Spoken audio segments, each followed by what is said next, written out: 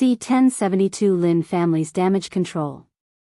Chapter 1072 Lin Family's Damage Control. Once Yuan and Tian Yinyu left the scene, the guards began their investigation on the Passion Palace and questioned all of the workers there. Yuan also told the young bandit to assist the guards before leaving, which made it a lot easier for the guards to identify the bandits, speeding up their investigation tremendously. News of what happened at the Passion Palace quickly began spreading throughout the city like wildfire, and rumors of the Lin family paying the stone bandits to mess with the Tian family was amongst the news, which shocked the city. This caused quite the backlash for the Lin family. Even though there wasn't any direct backlash, their family name was being dragged through the mud by being associated with the bandits, which was more than enough to make them lose face, and losing face is the worst thing that could happen to these influential families that only care about such things. The Lin family quickly went into damage control and tried their best to convince the people that the stone bandits were lying to mess with their reputation and that they weren't trustworthy because, well, they were bandits, even going as far as spending money to spread it. Although this did alleviate some of their troubles, not everyone believed it. Fuck. Fuck. Fuck. That fucking bitch Tian Yinyu. How dare she mess with us like this? A handsome young man within the Lin family kicked the table in front of him when he heard the news of Tian Yinyu dealing with the stone bandits, sending it along with everything on it flying across the room. Things have gone so smoothly for him for the past few years that this sudden retaliation from the Tian family had taken him by complete surprise. I swear I am going to make her regret defying me, the Lin family. This handsome young man was Lin Minghai, who has been courting Tian Yinyu for the last few years without any success. Young Master Lin, please calm down. If we act against the Tian family now, it would only solidify the rumors that we're working with the stone bandits. The servant of the Lin family said to him. Are you telling me to just sit here and let that bitch spit on my face? I refuse. Lin Minghai roared. I did not say that, young master. I'm just saying that there are better ways to go around this. For example, you can use this chance to visit the Tian family and demand compensation for ruining the Lin family's reputation. Ha ha ha. This is a great idea, Steward Jean. Lin Minghai laughed out loud. Prepare the guards. We're going to visit the Tian family right now. Meanwhile, at the Tian family, Tian Xianzu was in disbelief after hearing about the situation from his daughter. We not only dealt with the hooligans, but we even cleaned out the infamous stone bandits in half a day. Yuan is the real deal. He will definitely be able to help us get the Lin family off our backs. Tian Yinyu spoke with intense excitement, as this incident had relieved a lot of her built-up stress. Is this what victory feels like? She tightly gripped her hands into fists. This is just the beginning. Yuan suddenly said. Now that we've taken care of the bandits, one of three things will happen. 1. The Lin family will pretend it never happened and not bother us for a bit. 2. They could send more people to mess with us, or they will come to us directly. Personally, I would prefer it if they directly came to us, as that would make things easier. Tian Xianzu sighed. Regardless of their actions, they will not forget what happened today and will definitely try to get revenge. In their eyes, even though we only dealt with the hooligans, we had indirectly defied them, which isn't any different from directly defying them. He turned to look at Yuan and continued, I really hope you know what you're doing, because if things go south, your little antics will mark the end of our Tian family. Yuan smiled, don't worry, I will keep the Tian family safe even if I have to wipe out the 7 legacy families in order to do so. I know you're powerful, but how can you say such a thing so casually? The more you go against the 7 legacy families, the more they will retaliate. If they cannot handle you in this world, they will send people from the upper heavens down here. This is the main reason why nobody dares to mess with them, unless you also have a family in the upper heaven, such as the 4 ancient families. Tian Yinyu said. Because this is not my first time confronting one of the 7 legacy families. Yuan calmly responded, leaving them speechless. Dear heaven, what have we gotten ourselves into? Just who is this young man? Tian Xianzu cried inwardly. Meanwhile, inside a sect somewhere in the 3rd heaven. Elder Suin. This is an emergency. A middle-aged man hastily approached a beautiful middle-aged woman in a square with a nervous look on his face. The middle-aged woman stopped lecturing her disciples and turned to look at the middle-aged man. Elder Long? What happened? This is about your family. I have just received news that your daughter, Tian Yenyu, had caused a commotion, which resulted in the Lin family losing a tremendous amount of face. What? What did my silly daughter do? Elder Suyin, also known as Tian Suyin and who was Tian Yanyu's mother, exclaimed. Elder Long proceeded to explain the whole incident between Tian Yenyu and the stone bandits to Tian Suyin. That foolish girl. I warned her countless times to not mess with the Lin family and just ignore them. Tian Suyin gritted her teeth in frustration after learning about the situation. I'm going to return home for a bit. Can you let the sect leader know about my situation? She then said. Of course. Elder Long nodded. After dismissing her disciples, Tian Suyin left her sect and rushed back to the Silver Heaven City. C1073 Lin Family's Visit. Chapter 1073 Lin Family's Visit. Dong. Dong. Dong. Tian family. Get your ass out here. The Lin family is here to demand for answers. Yuan and the others heard the front door being banged on and a loud voice resound the following moment. Looks like the Lin family decided to show up personally, and they even moved faster than I anticipated. Yuan smiled. What should we do? Tian Yenyu asked. Since you caused this mess, you're going to deal with it.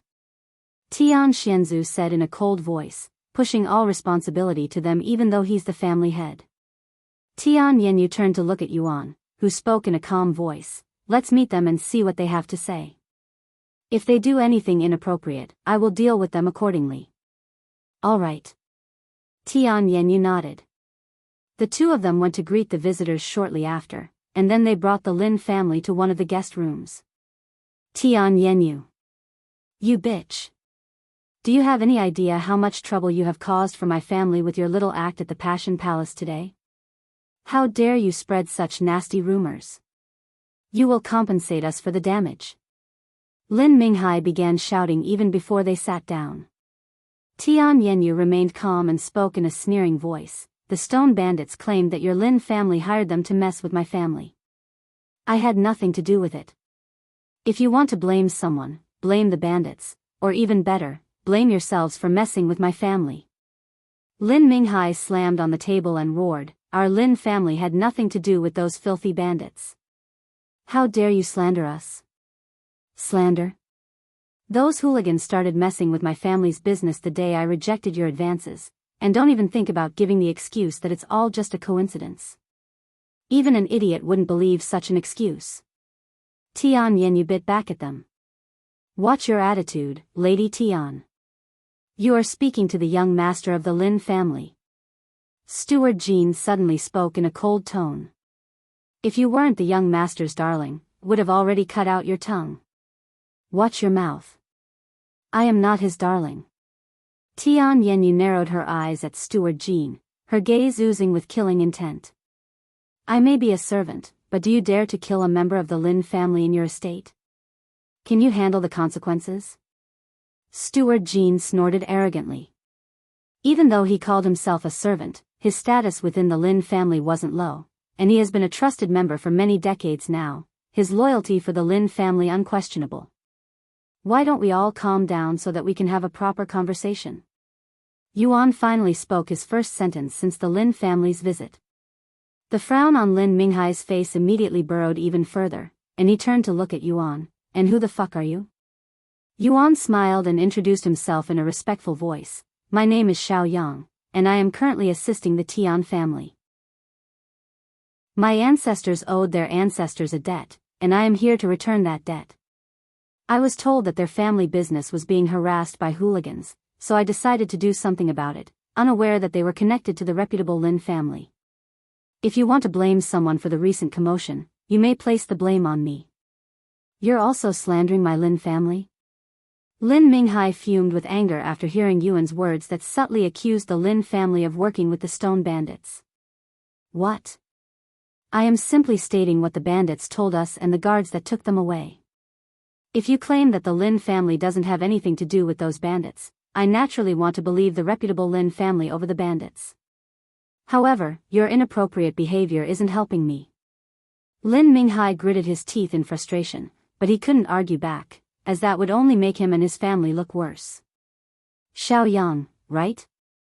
I will remember your name. Now I have a question for you. What is your relationship with her? Lin Minghai pointed at Tian Yenyu while he spoke. My relationship with Miss Yenyu? It was at this moment that Tian Yenyu suddenly interrupted, we're just ordinary lovers. What about it? Yuan's eyes widened after hearing Tian Yanyu's words. Lin Minghai had a look of disbelief on his face, looking as though he'd just witnessed a ghost for the first time. Why you're lying? Lin Minghai didn't dare to believe it. Oh. You don't believe me? Then let me prove it to you. Tian Yenyu suddenly turned to look at Yuan's handsome face and moved her head towards his, giving him a passionate kiss on the lips the following moment. Lin Minghai could feel his heart bursting into a million pieces when he witnessed this, and the shock he'd received was so big that his eyes rolled backwards until it was almost completely white.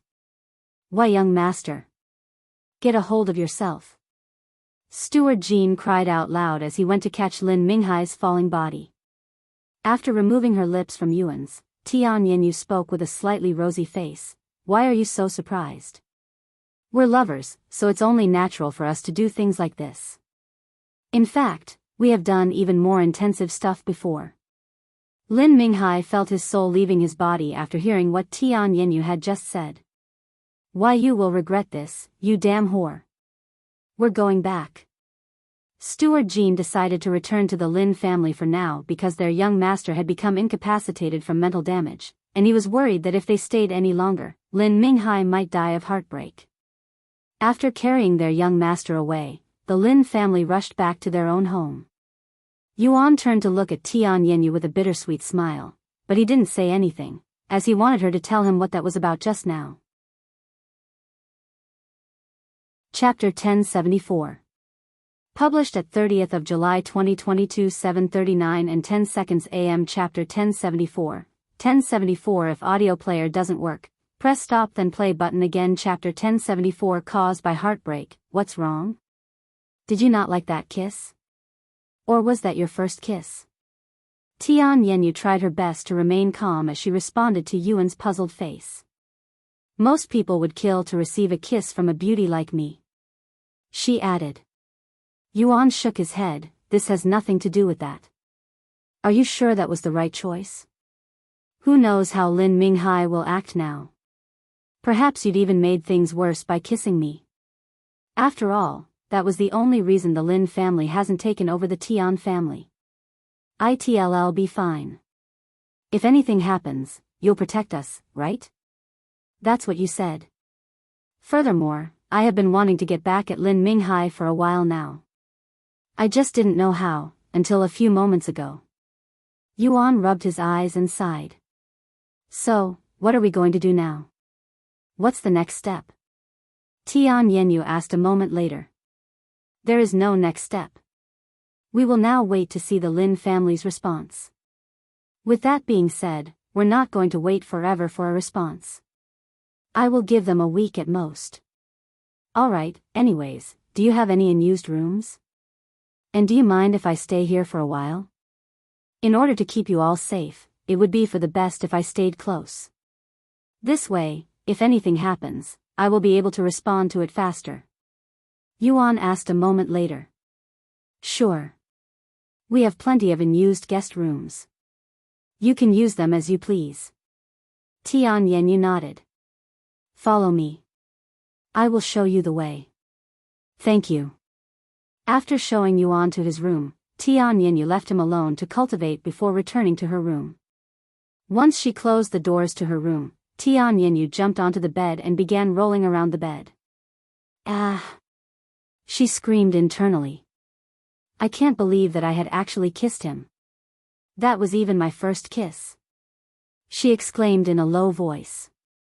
While Tian Yenyu pondered about her actions inside her room, Yuan cultivated in peace in his room, At least he tried to. Young master. How could you let that woman kiss you like that? You should have dodged it. Feng Yuxiang was making a fuss about the kiss. Calm down, it's just a kiss. Just a kiss. Kissing is more than that. You just shared saliva. That's not something you do to someone whom you've just met. She exclaimed. What's done is already done. There's no point getting excited over it now. He sighed. Fine, then let's talk about something else. Feng Yuxiang said. And she continued, you asked her if it was a good idea to kiss you in front of Lin Minghai. I will now ask you if it's really a good idea to meddle with the Tian family's affairs.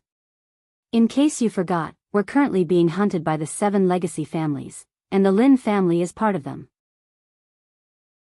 Even if your intentions are to help them, if the Lin family finds out your true identity, the Tian family will be dragged into our mess, and they will be executed. I guarantee it. Senior Feng is right, Yuan. I don't see any benefits from this while there are tons of risks. It just doesn't make sense to me.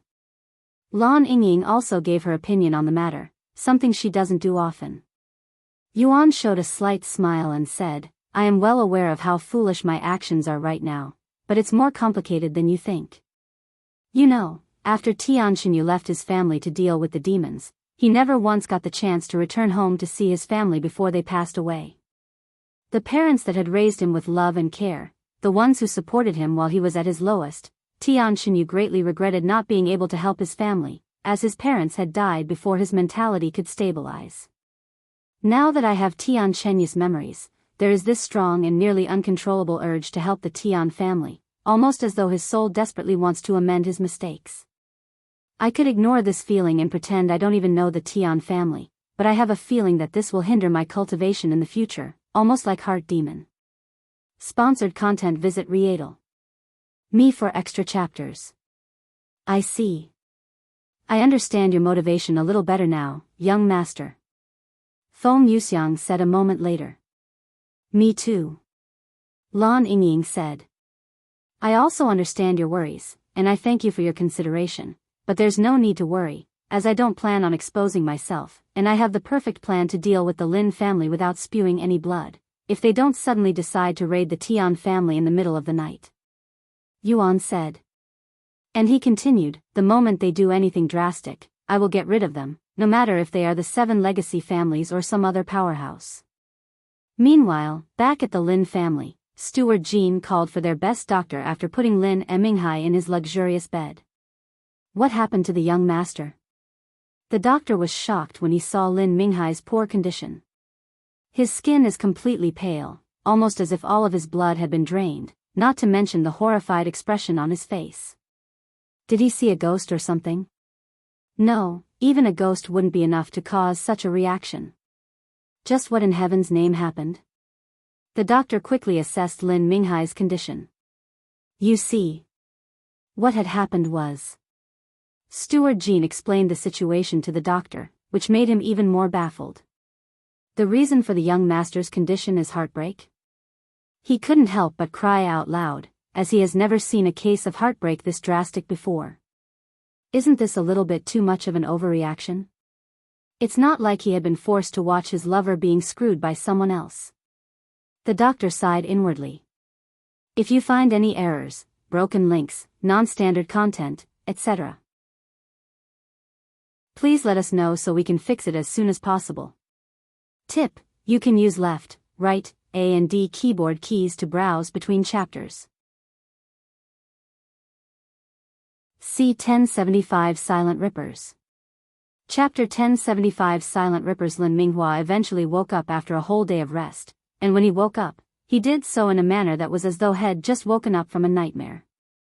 He shouted the moment he woke up. Young master. It's okay. Young master. Steward Jean quickly rushed to his side to calm him down. Steward Jean?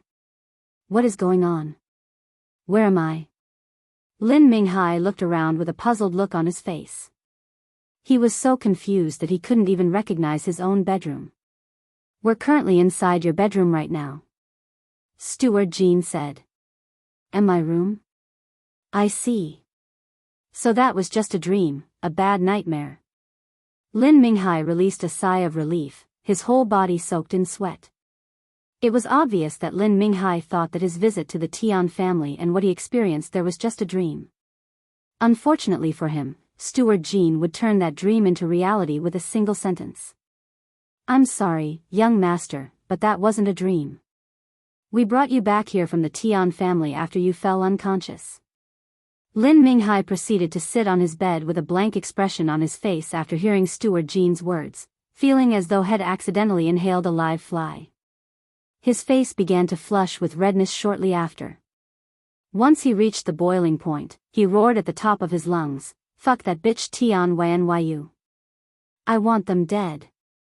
I want them all dead."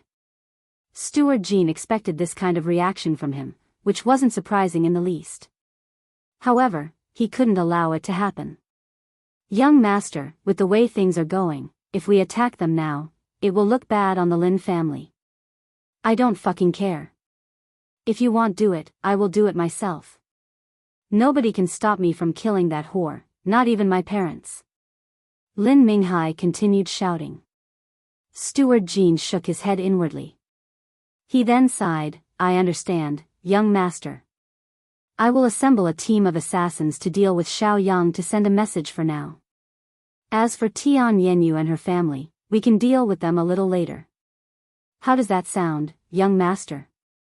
Lin Minghai pondered for a moment before nodding with a cold smile on his face. Kill her lover and torment her mentally before killing her, huh? That's a great idea. And since this Xiao Yang isn't part of the Tian family, we won't receive any backlash for killing him. We can even call him a fugitive who had wronged our family. That's right, young master. Go on. Get with it. I want this bastard gone by tomorrow. Of course. Steward Jean disappeared from the room shortly after while Lin Minghai continued to rest. After leaving Lin Minghai's side, Steward Jean went to write a note before sending it to the most notorious assassins within the third heaven, the Silent Rippers.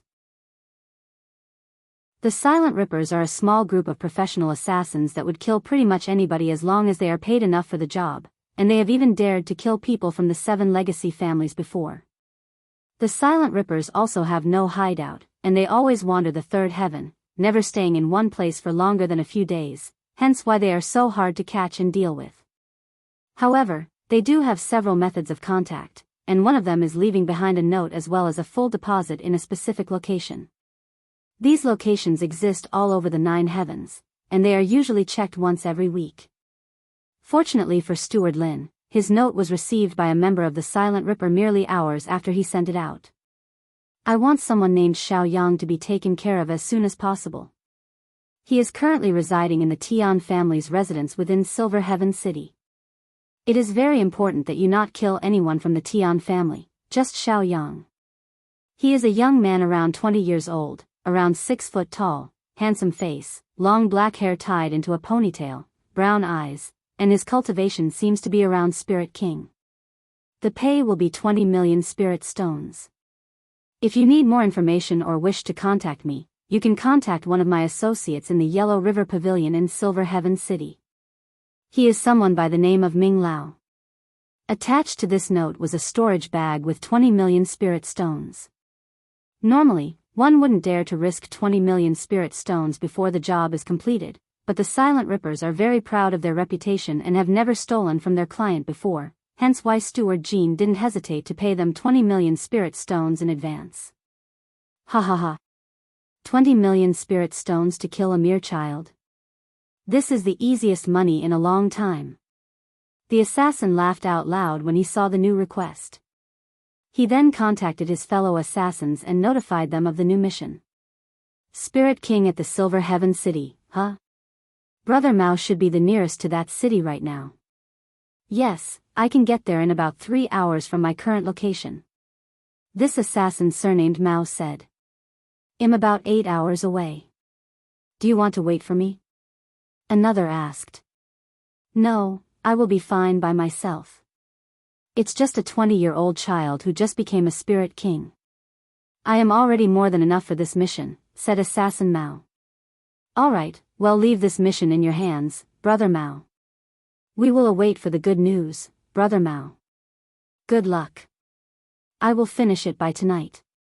After closing the connection to his communication Jade slip, Assassin Mao immediately made his way to Silver Heaven City, unaware of the Grim Reaper that was waiting for him there. C1076 Midnight Assassination Attempt. Chapter 1076 Midnight Assassination Attempt. Later that night, after eating dinner with the Tian family, Yuan returned to his room. Inside his room, Yuan practiced the soul nourishment array that Huang Chen had taught him. Golden array symbols filled the room, and Yuan could feel his soul strength strengthening very slightly. A few hours into the night, when it was slightly past midnight, Feng Yuxiang suddenly said, "Young master, there's an expert nearby, and he's spying on us." Still focused on his array symbols, Yuan casually said, "I am aware. Let's just wait and see what he's planning on doing first. Don't come out. I don't want to alert him." "I understand." Unbeknownst the assassin Mao, his presence had already been noticed by his target. A mere child. I will finish this in a minute and leave. Assassin Mao suddenly consumed a pill, which altered his appearance to look exactly like Tian Yenyu. After making sure that there was nobody near Yuan's room, he approached the door and knocked on it. Yuan stopped whatever he was doing and went to open the door to find Tian Yenyu standing there. And without saying a word, Assassin Mao entered the room with a seductive smile on his face. "Miss Yenyu? What's wrong? Are you still worried about the Lin family?" "I'm telling you, it'll be fine," Yuan said to her with a gentle smile on his face. Assassin Mao laughed inwardly, feeling quite gleeful about how well his plan was working. He then placed his hands on Yuan's shoulders before guiding him to the bed. "Oh. What are you doing?" Yuan asked her as he laid on the bed, looking a little nervous. Assassin Mao, still with Tian Yanyu's appearance, placed a finger on his own lips and made a quite shushing sound. "Shoo, ah. I see." Yuan's nervous smile became filled with excitement, and he closed his eyes. "Go ahead. Do whatever you want." It was at this moment Assassin Mao retrieved a dagger from his spatial ring and stabbed it towards Yuan's chest where his heart was located. "Die!" Assassin Mao shouted when the tip of the blade reached Yuan's chest. However, almost as though head struck steel, the blade halted right on top of Yuan's clothes. Yuan slowly opened his eyes and spoke in a calm voice, his gaze completely tranquil. "This wasn't what I had in mind, Miss Yenyu." "Shit!" Assassin Mao had no idea what had just happened and couldn't comprehend why he couldn't penetrate Yuan's skin with his heaven-grade spiritual treasure. However, it was clear to him that his target was still alive. Assassin Mao suddenly released his cultivation base, filling the room with the aura of a 5th-level spirit king. He then lifted his dagger into the air and plunged it down for a second time. However, just like the last time, his dagger was stopped by Yuan's skin. "I don't think this is how you captivate a man's heart, Miss Yenyu." Yuan uttered this remark in a sarcastic tone. How? Assassin Mao was in disbelief, and he tried pushing his dagger with all of his might, but it was pointless. It was at this moment Assassin Mao and Yuan could hear the sound of footsteps rushing towards their location. "Yuan. Is everything okay? What was that spiritual energy just now?" Tian Yanyu's panicked voice resounded. "Fuck."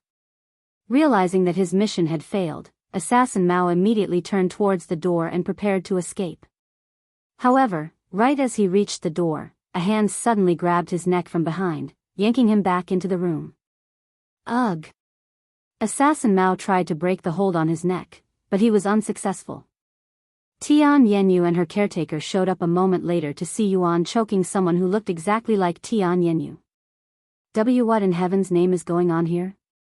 Tian Yenyu exclaimed when she saw this puzzling scene. "Hey, Miss Yenyu. This rat disguised as you just tried to assassinate me," Yuan calmly explained to her. "What? Let me go, you bastard." Assassin Mao spoke in his original voice, startling Tian Yenyu. And he continued, "Do you know who I am?" If you don't let me go, my fellow brothers and sisters from the Silent Rippers will hunt you down. Silent Rippers? Tian Yenyu was terrified upon hearing this name.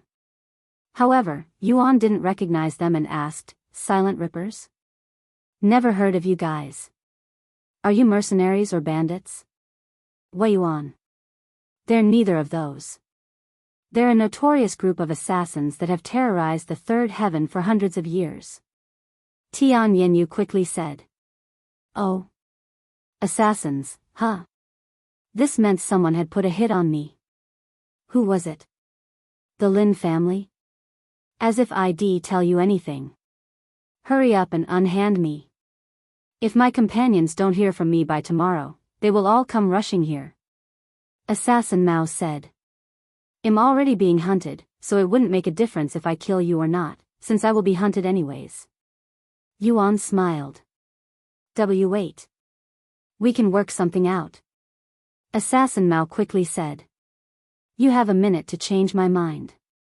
We will stop the assassination and go after those that tried to kill you. How does that sound? Assassin Mao said. Don't listen to him, Yuan. Tian Yenyu suddenly said. The Silent Rippers will always finish their job. And since the Lin family is involved, they won't stop hunting you unless the Lin family cancels the mission. Yuan smiled and said, I never intended to listen to him. I just wanted to see what kind of excuse he'll give. Wait. I swear. I am not lying. If you kill me, my companions will definitely kill you. Then I shouldn't waste any more time and start preparing to greet them. Yuan said, and without any hesitation, crushed the assassin's neck, killing him in an instant. When Assassin Mao's body limped, Yuan tossed his body out into the courtyard and dusted his hands. Tian Yenyu stared at Assassin Mao's dead body with a speechless look on her face. He killed one of the Silent Ripper's assassins just like that? Just how powerful is he? She wondered inwardly. C1077 Dealing with the Silent Rippers. Chapter 1077 Dealing with the Silent Rippers. Oh, I should have questioned him before killing him. Whatever. More of them will come sooner or later anyway. Yuan realized this after killing Assassin Mao. Why, young lady? We must evacuate from this place as soon as possible before the Silent Rippers raid this place. The old lady exclaimed in a panicked manner after she snapped out of her daze. Evacuate? Leave where? Where can we go? If we're being targeted by the Silent Rippers, there is nowhere in this world we can hide.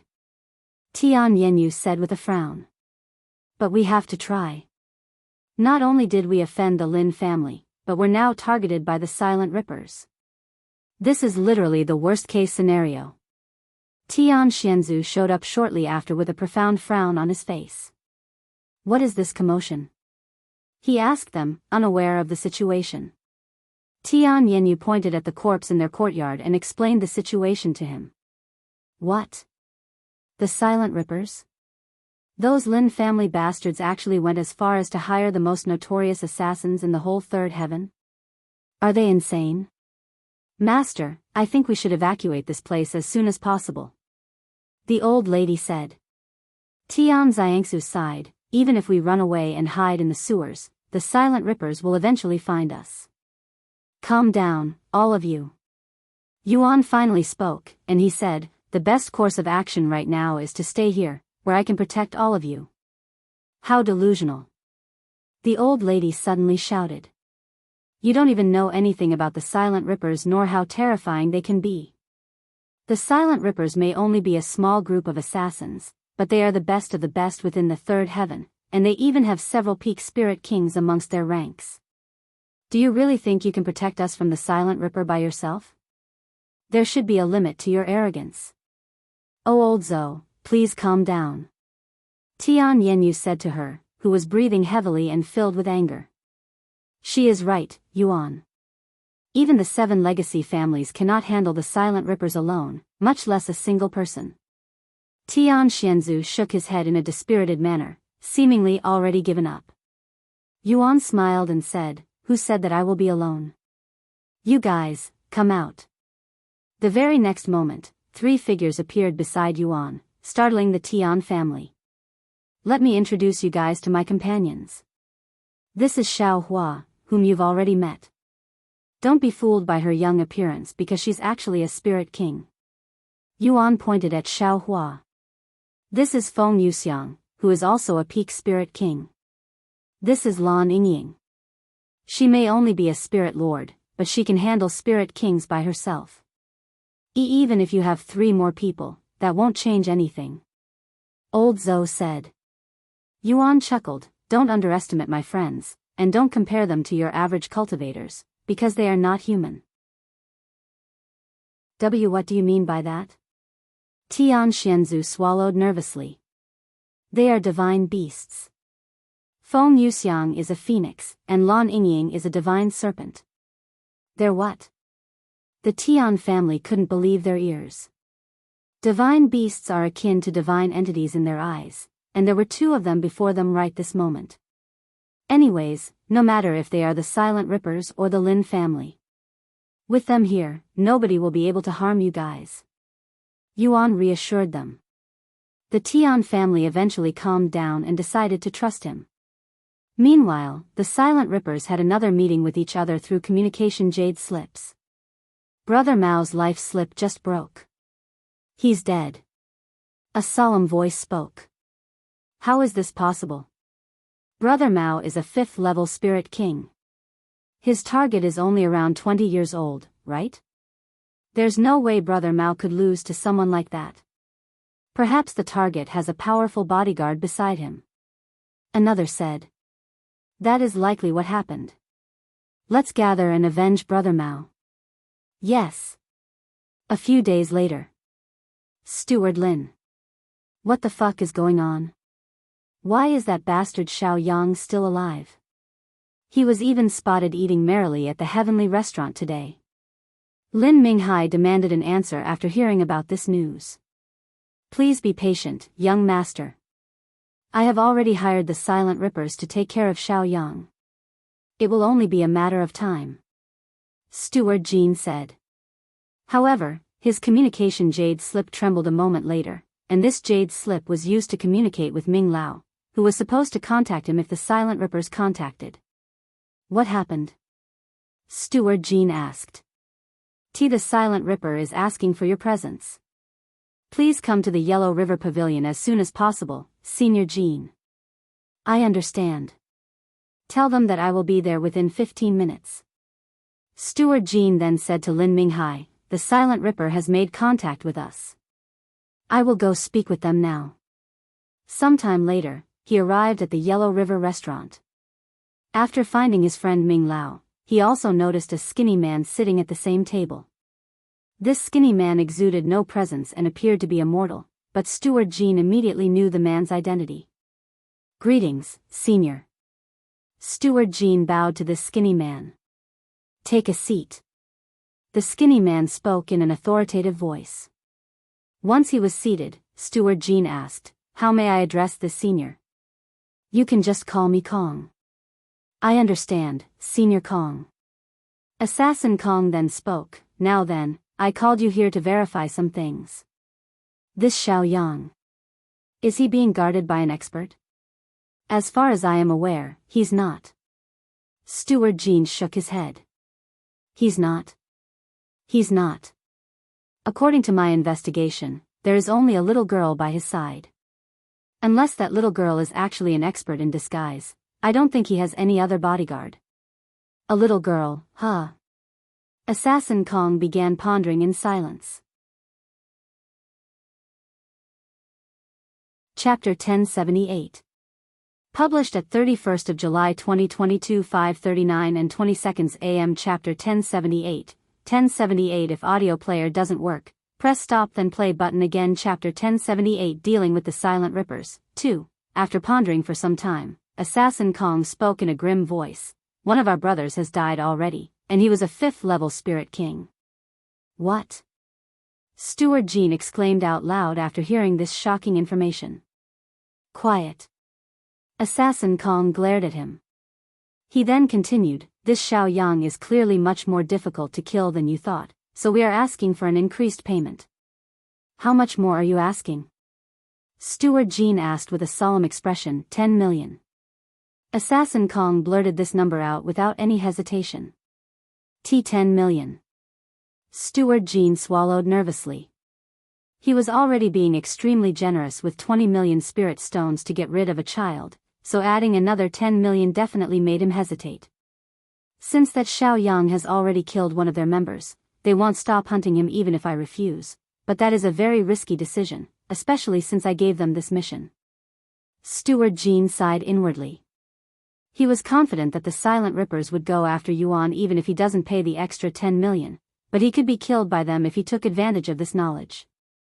In the end, he had to bite the bullet and agree to pay an extra 10 million spirit stones. "You can send the money to the same location. We will pick it up in 2 days." Assassin Kong said. "I understand." Assassin Kong left the restaurant shortly after. "Thank you, Ming Lao." Steward Jean handed 100 spirit stones to Ming Lao for his work before leaving the restaurant as well. Meanwhile, at the Tian family, Tian Yenyu sat in her room with Feng Yuxiang sitting not far away. "It's been several days since then. When will the Silent Rippers come? This wait is making me anxious. I cannot concentrate on my cultivation under this stress." Tian Yenyu sighed out loud. "You've been complaining about this since the first day. When will you stop?" Feng Yuxiang said. And she continued in a sighing voice, "Why did I get stuck with you? What's wrong with me? Besides my complaining?" Tian Yenyu asked. Feng Yuxiang coldly snorted, and she said, "Don't think I have forgotten already. You kissed my young master without his permission. If he wasn't helping you, I would have burned you to death on the spot at that time." "Seriously? It's just a kiss," Tian Yenyu said. "Just a kiss? Do you know who the young master is?" Feng Yuxiang exclaimed. "No, I don't. If you tell me, I will." Tian Yenyu smiled. Feng Yuxiang became speechless, mostly because she also didn't know Yuan's true background, and his prior lives didn't count. "The young master is someone." Just as she opened her mouth, Feng Yuxiang suddenly halted her words, and her face turned serious. "They are here," she said in a solemn voice. The Silent Rippers?" Tian Yenyu immediately jumped to her feet and retrieved her weapon. Feng Yuxiang nodded, "Yes, but there's something odd about them. They're only focusing on the young master for some reason." "On Yuan? Will he be fine alone?" Tian Yenyu asked, as Xiao Hua was with Tian Xianzu and Lan Yingying was with the servants and Old Zhou. "Yes. No matter how many people come for him, he will be fine," Feng Yuxiang said with a confident look on her face. Meanwhile, a few rooms away from Tian Yanyu's room, when he noticed the presence surrounding the Tian family's residence, Yuan calmly opened the door and went outside to the courtyard. 17 people, all spirit kings, huh? Yuan assessed all of the assassins with his divine sense that covered the entire house and more. When the assassins saw his action, they quickly realized that their presence was exposed. Since their target is already aware of their presence, they decided to show themselves, surrounding Yuan in the courtyard a moment later. "Are you the bastard who killed Brother Mao?" One of them asked him in a cold voice. "Is that the name of the assassin from a few days ago?" Yuan asked them. "If so, yes, I killed him. Don't worry, I made sure it was a quick and painless death." The assassins trembled in anger when they heard his words, and they all released their aura, which bore down on Yuan like a mountain. However, Yuan remained standing there with a calm look on his face, almost as if he couldn't even feel the pressure. This surprised the assassins. There were 4 peak spirit kings amongst them, yet they cannot make a single spirit king bow down with their pressure. Something was wrong here. Sponsored content. Visit Readle. Me for extra chapters. So you're saying that you don't have any bodyguards? That you killed Brother Mao by yourself? Yuan showed them a provocative smile and said, "A weakling like him, it didn't take much effort." "You bastard. One of the 17 assassins couldn't hold his rage any longer and lunged at Yuan. Without even turning to look at the attacker, Yuan calmly dodged his strike before catching him by the neck. The others immediately went into an offensive position when they saw this. "If you're smart, you will let him go," said a skinny man. "If I do, will you spare my life?" Yuan asked him. Assassin Kong didn't respond. He couldn't. "I figured." Yuan mumbled, and without hesitation, he crushed the neck of the assassin in his grasp. "Kill him!" Assassin Kong roared with bloodshot eyes. The others sprang into action, and they attacked Yuan from multiple directions. Daggers, throwing knives, hidden weapons. The assassins attacked Yuan with pretty much every weapon used by assassins. However, almost as though his body was made of the world's strongest steel, the weapons bounced off his body. What the fuck? The assassins were surprised when they saw this. He must have some kind of spiritual treasure protecting him. They quickly came to this conclusion. Keep attacking. It can only endure so much. Assassin Kong said. Thus, the assassins continued to attack Yuan while he casually stood there without a care in the world. What in heaven's name? Tian Yenyu was left speechless when she witnessed this scene with her divine sense. I told you that he would be fine. Feng Yuxiang said with a smile. If you find any errors, broken links, non-standard content, etc., please let us know so we can fix it as soon as possible. Tip: you can use left, right, A and D keyboard keys to browse between chapters. Chapter 1079. Published at 31st of July 2022 5:39 and 19 seconds AM. Chapter 1079. 1079. If audio player doesn't work, press stop then play button again. Chapter 1079. Dealing with the Silent Rippers. 3. After trying for many minutes and failing to break through Yuan's invisible armor, the Silent Rippers stopped their attacks momentarily. Fucking hell, what kind of trick are you using? Stop standing there and fight us like a real cultivator. The assassins tried to get him to remove his invisible armor. Yuan merely laughed at them. I'm not using any tricks. You're all just too weak to damage my perfect physique. What? Perfect physique? That's just a legend. There's no way you actually have the perfect physique. Assassin Kong exclaimed. I don't care if you believe me or not. Yuan shrugged. Anyways, tell me, what is your mission? Is it just to assassinate me, or are you going to harm the Tian family as well? If you tell me, I will remove my armor.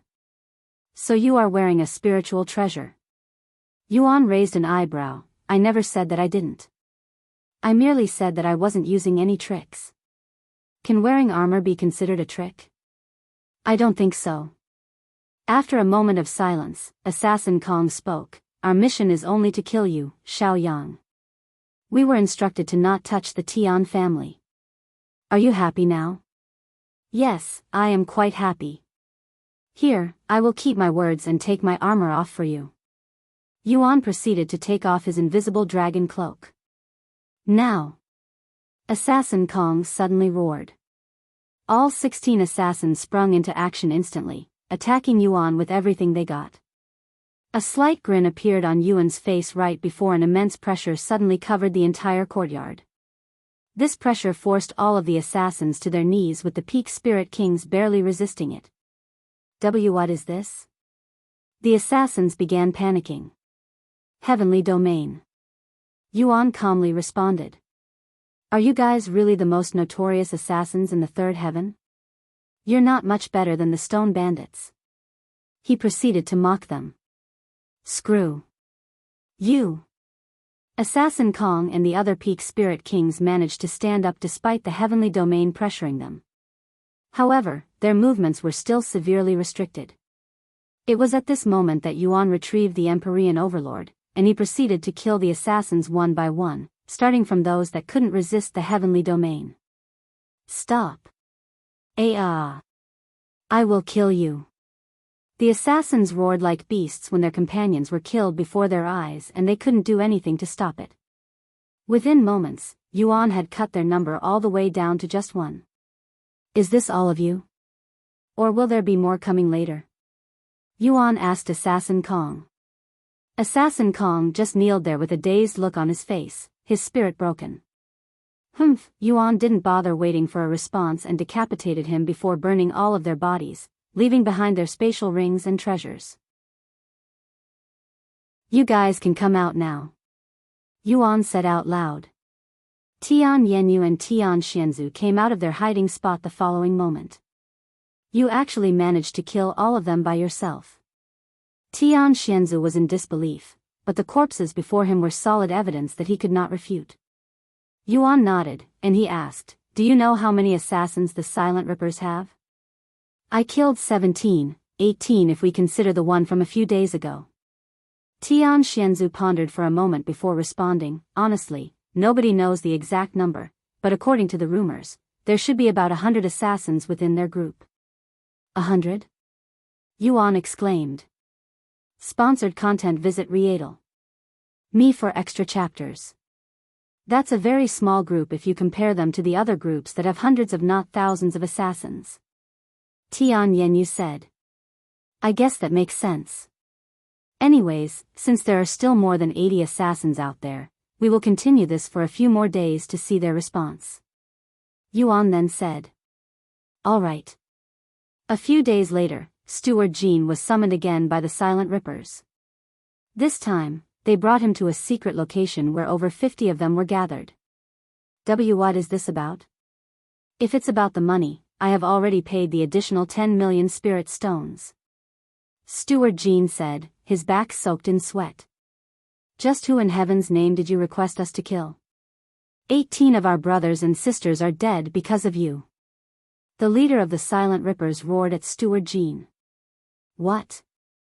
That's impossible.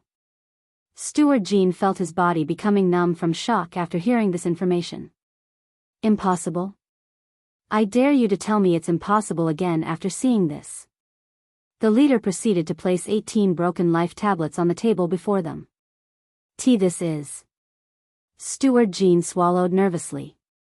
Each of these represents one of our companions, and they all died on the same day within moments of each other. Tell me. Who is this Xiaoyang? If you don't give us a satisfying answer, we will kill 18 people from the Lin family. Steward Jean became terrified after hearing the leader's threats. I swear. I really don't know anything about him or his background. He showed up suddenly and started helping the Tian family. He claimed that his ancestors owed a debt to the Tian family and that he's there to repay that debt. I believed he was a nobody, but since we cannot touch the Tian family after what happened to the Stone Bandits, we decided to hire you guys to kill him to send a message. Steward Jean revealed everything to the assassins. The leader could tell that Steward Jean wasn't lying, but he was not satisfied with the answer. 300 million spirit stones. You will compensate us for our companion's death and pay for our effort. This is the first time the Silent Rippers will be going all out for a mission with all hands on deck. 300 million spirit stones? That's too much. We don't have that much money. Steward Jean nearly collapsed from shock after hearing this astronomical number. Don't fuck with me. The Lin family is one of the 7 legacy families. You can definitely pay up. You can either pay us the money or we will kill people from the Lin family. And we will consider each life to be worth 100,000 spirit stones, so we will kill 3,000 people in total. The leader shouted. No way. Steward Jean looked like he was in a dismay, and he regretted hiring the Silent Rippers immensely. If you find any errors, broken links, non-standard content, etc., please let us know so we can fix it as soon as possible. Tip: you can use left, right, A and D keyboard keys to browse between chapters. Chapter 1080. Published at 2nd of August 2022 5:28 and 31 seconds AM. Chapter 1080. Chapter 1080 dealing with the Silent Rippers. 4. If audio player doesn't work, press stop then play button again. Chapter 1080 dealing with the Silent Rippers. 4. I understand. I will pay 300 million spirit stones. Steward Jean said.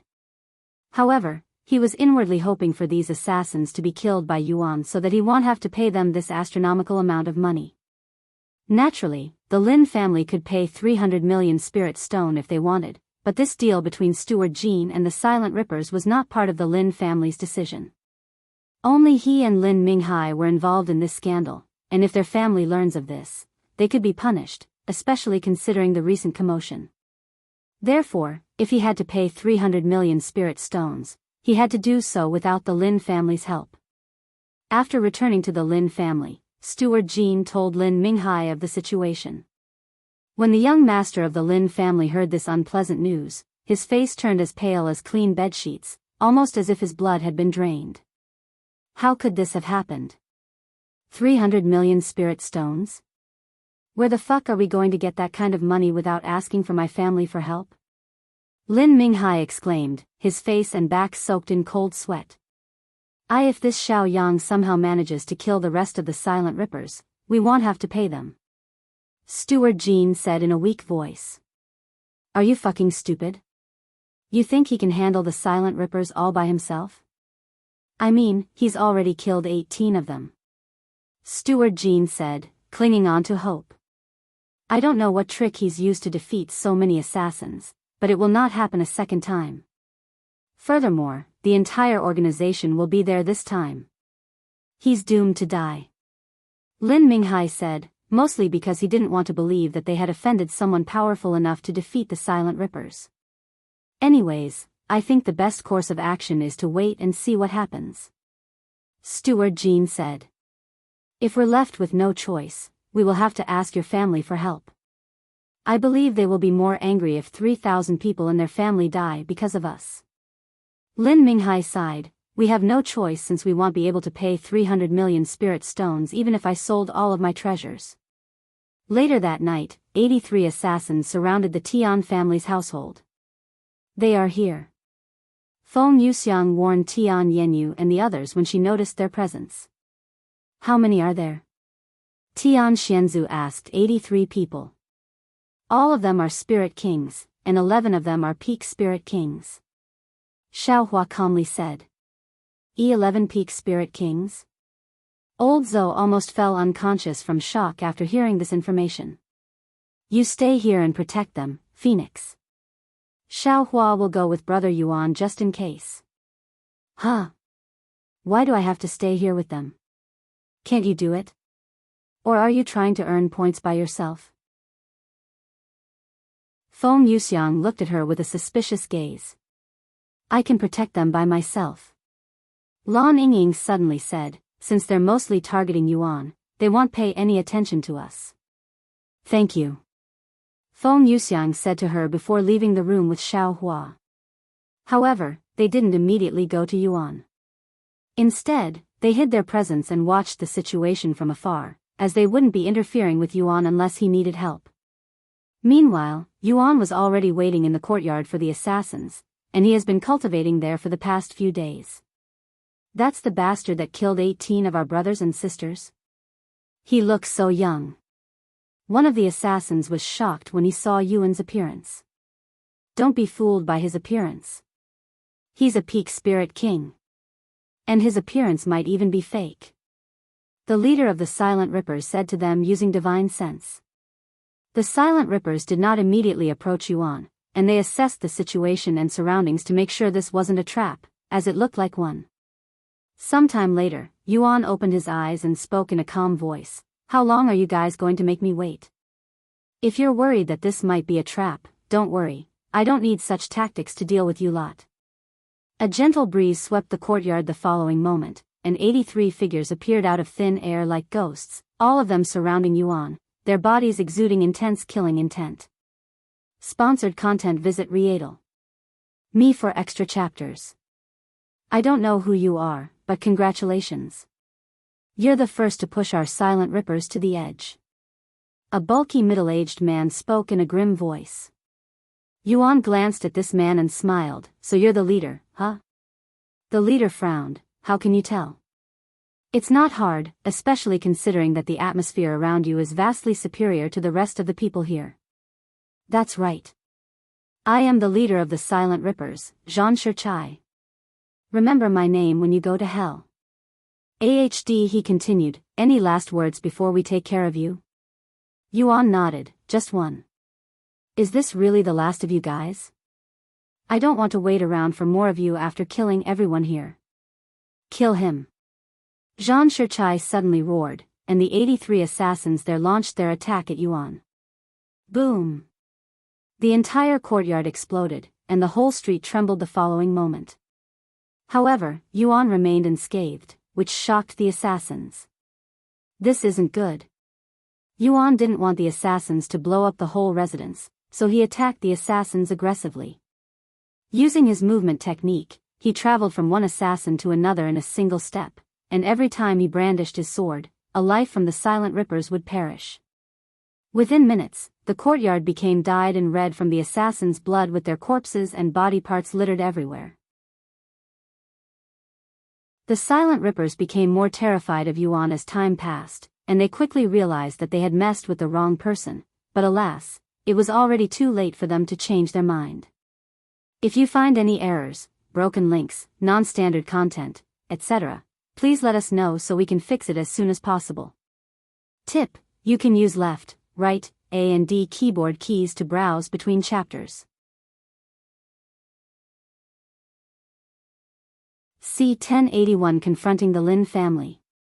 Chapter 1081 Confronting the Lin Family. Within minutes of the silent rippers showing up in the courtyard, Yuan had already killed half of them. His movements were extremely fluid and decisive, and every single time he brandished his arm, one or more assassins would perish. This guy is a monster. Leader, what should we do? At this rate, he will completely obliterate us. The assassins turned to Zhang Shichai for help. He won't be able to keep that up forever. He must be using a tremendous amount of spiritual energy. It will only be a matter of time before his weakness shows. Keep pushing. Zhang Shichai commanded as he tried to attack Yuan, but he couldn't even catch Yuan's shadow, much less reach him. In the end, none of the assassins were able to harm Yuan. Hey, you're the only one left now. Yuan spoke as he looked at Zhang Shichai with a calm gaze. Zhang Shichai, who was kneeling on the floor with a missing arm and multiple wounds on his body, gritted his teeth in frustration, his gaze at Yuan filled with killing intent, yet he could not do anything about it. What are you waiting for? Hurry up and get this over with. Kill me already. Zhang Shichai had already given up all hopes of surviving this ordeal. Yuan pondered for a moment before speaking. No, I won't kill you. What? Why not? A voice that wasn't Zhang Shichai's voice suddenly resounded. Yuan turned to look at Tian Yenyu, who had come out of hiding and was approaching them. Why won't you kill him? He's the leader of the silent rippers. Because I still have some use for him, he said. And he continued, it'll give you a chance to live. Go report yourself to the authorities and let them know about your mission and how the Lin family had hired you to kill me. You can go fuck yourself. I'd rather kill myself than to give myself up. Zhang Shichai laughed out loud. Is that so? Yuan then turned to look at Tian Yenyu and asked, do you want to visit the Lin family with me? You can stay here if you'd like. What do you mean by that? Are you going to the Lin family right now? Tian Yenyu's eyes widened with shock. That's right. If he's not going to give himself up, I will do it myself. When Zhang Shichai heard Yuan's words, he immediately tried to explode his dantian. Heaven's sealing technique. Yuan noticed this and sealed his cultivation before he could do anything. What did you just do to me? Zhang Shichai roared. I sealed your cultivation so you can't do anything stupid. Hearing this, Zhang Shichai tried to bite his tongue off next. However, when he opened his mouth, he found out that he couldn't close it back, almost as though there was something holding onto his mouth. Give it up. You won't die unless I let you. Yuan said. He turned to look at the dumbfounded Tian Yenyu and asked again, so? Are you coming? She quickly snapped out of her daze and nodded with a solemn expression on her face. Let go. Yuan grabbed Zhang Shichai by the neck before flying out of the resilience with Tian Yenyu. Meanwhile, Feng Yuxiang and Xiao Hua entered his body with Lan Yingying staying behind just in case there were any more assassins. Bring me to the Lin family, Yuan said to Tian Yanyu. Follow me. It was at this moment a notification appeared before Yuan. Faction rank, Captain. Sometime later, Yuan and Tian Yanyu arrived at the Lin family's main household. They descended in front of their front gates and said to the guards, "Bring your patriarch out here. I have some questions for him." "Who the hell are you? This isn't a place for children like you." The guards there immediately frowned. "Scram before we make you." Yuan lifted Zhang Shichai into the air and held him before the guards, and he spoke in a cold voice, "Your Lin family hired assassinations to kill me. If you don't bring out your patriarch, I will have to force him out." "What?" the guards exclaimed after hearing his claims. "Outrageous. Why would the Lin family assassinate you? That's some serious accusations, boy. If you value your life, keep your mouth shut." Yuan sighed before speaking. "I will ask you again. Are you going to get your patriarch or not?" This chapter is updated by FreeWebel, CM, piss off. The guard roared. "Is that so?" A cold look appeared on Yuan's face. He turned to look at Tian Yanyu and handed Zhang Shichai to her. "Stay back and watch over him for me." "What are you going to do?" She had a bad feeling about this. "Nothing much," he said with a smile. After hanging Zhang Shichai to Tian Yanyu, Yuan turned to focus on the gates, and the next moment, boom! Yuan kicked down the entire gate, shocking the guards there. "Why, you crazy bastard! Intruder! Seize him!" When the pedestrians there saw the scene, they stopped whatever they were doing to spectate. Who is this crazy bastard? He dares to kick down the Lin family's front gates? Heavens! He's even beating the guards down. More and more guards showed up to confront Yuan, but they were all beaten within seconds. Eventually, the real experts showed up with their Spirit King aura filling the place. "Halt! What do you think you are doing? Identify yourself." For Spirit King surrounded Yuan. "My name is Xiao Yang, and I am here to speak with the Lin family's patriarch," Yuan said, and he pointed at Tian Yanyu and Zhang Shichai and continued, "That half-dead man is the leader of the Silent Rippers, and he told me that the Lin family had hired them to assassinate me. I am here to demand an answer from the Lin family." Yuan spoke in a loud and clear voice so that everyone from one end of the street to the other could hear him. Chapter 1082. Published at 7th of August 2022 4:47 and 48 seconds p.m. Chapter 1082. If audio player doesn't work, press stop then play button again. Chapter 1082. Confronting the Lin family. 2. What? The Lin family hired those notorious assassins, the Silent Rippers? The pedestrians outside the Lin family were shocked when they heard this claim by Yuan. This must be due to what happened recently. Then that rumor must have been true, that the Lin family hired those bandits to harass the Tian family. They must have hired the Silent Rippers to silence them. How vicious and cruel. I never knew the Lin family were like this. What an eye-opener. The experts from the Lin family frowned when they heard the pedestrians' words. Not good. At this rate, the Lin family's reputation will hit rock bottom. They all cried inwardly.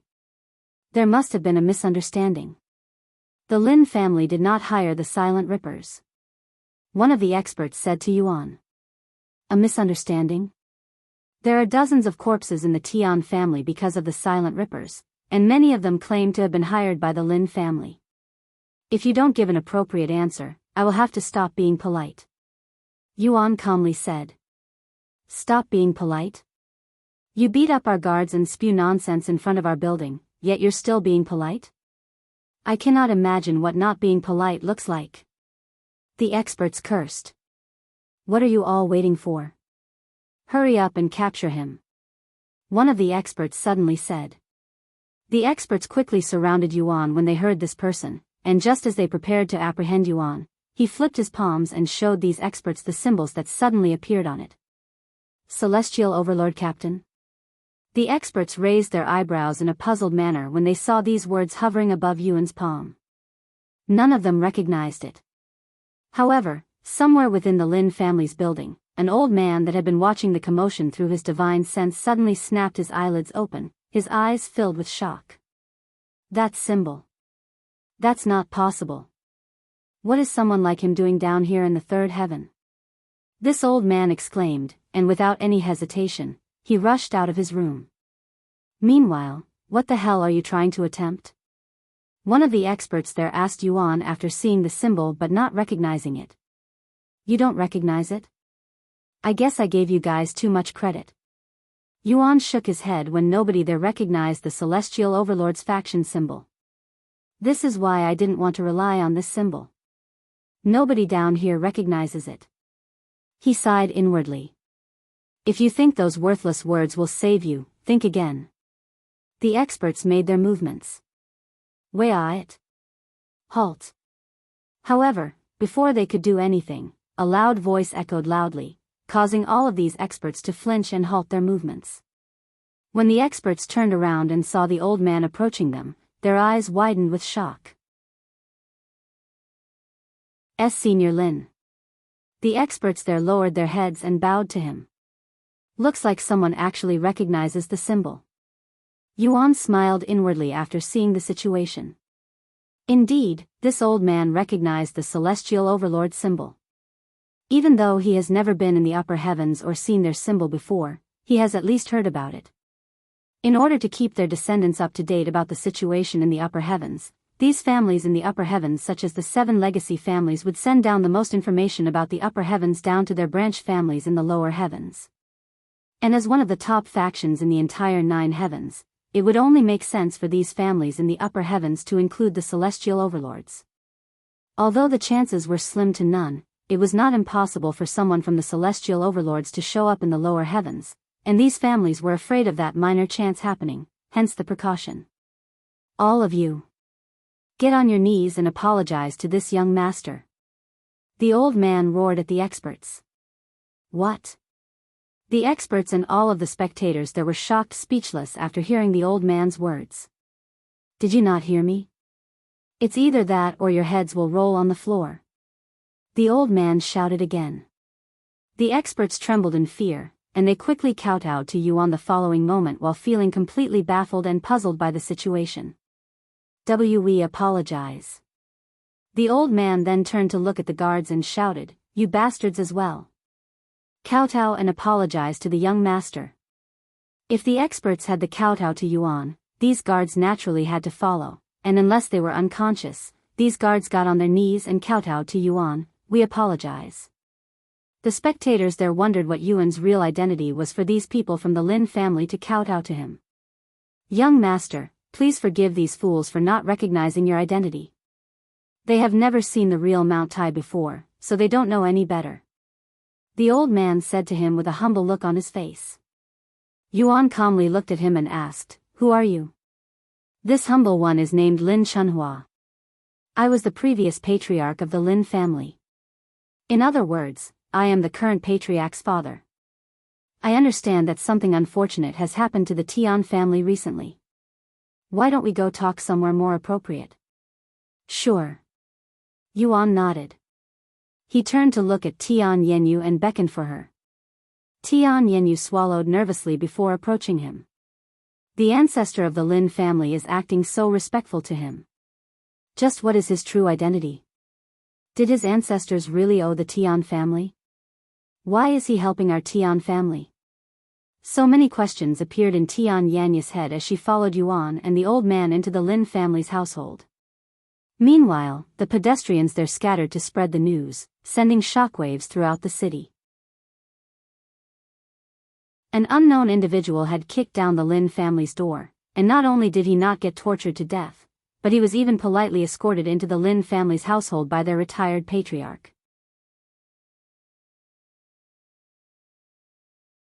Chapter 1083.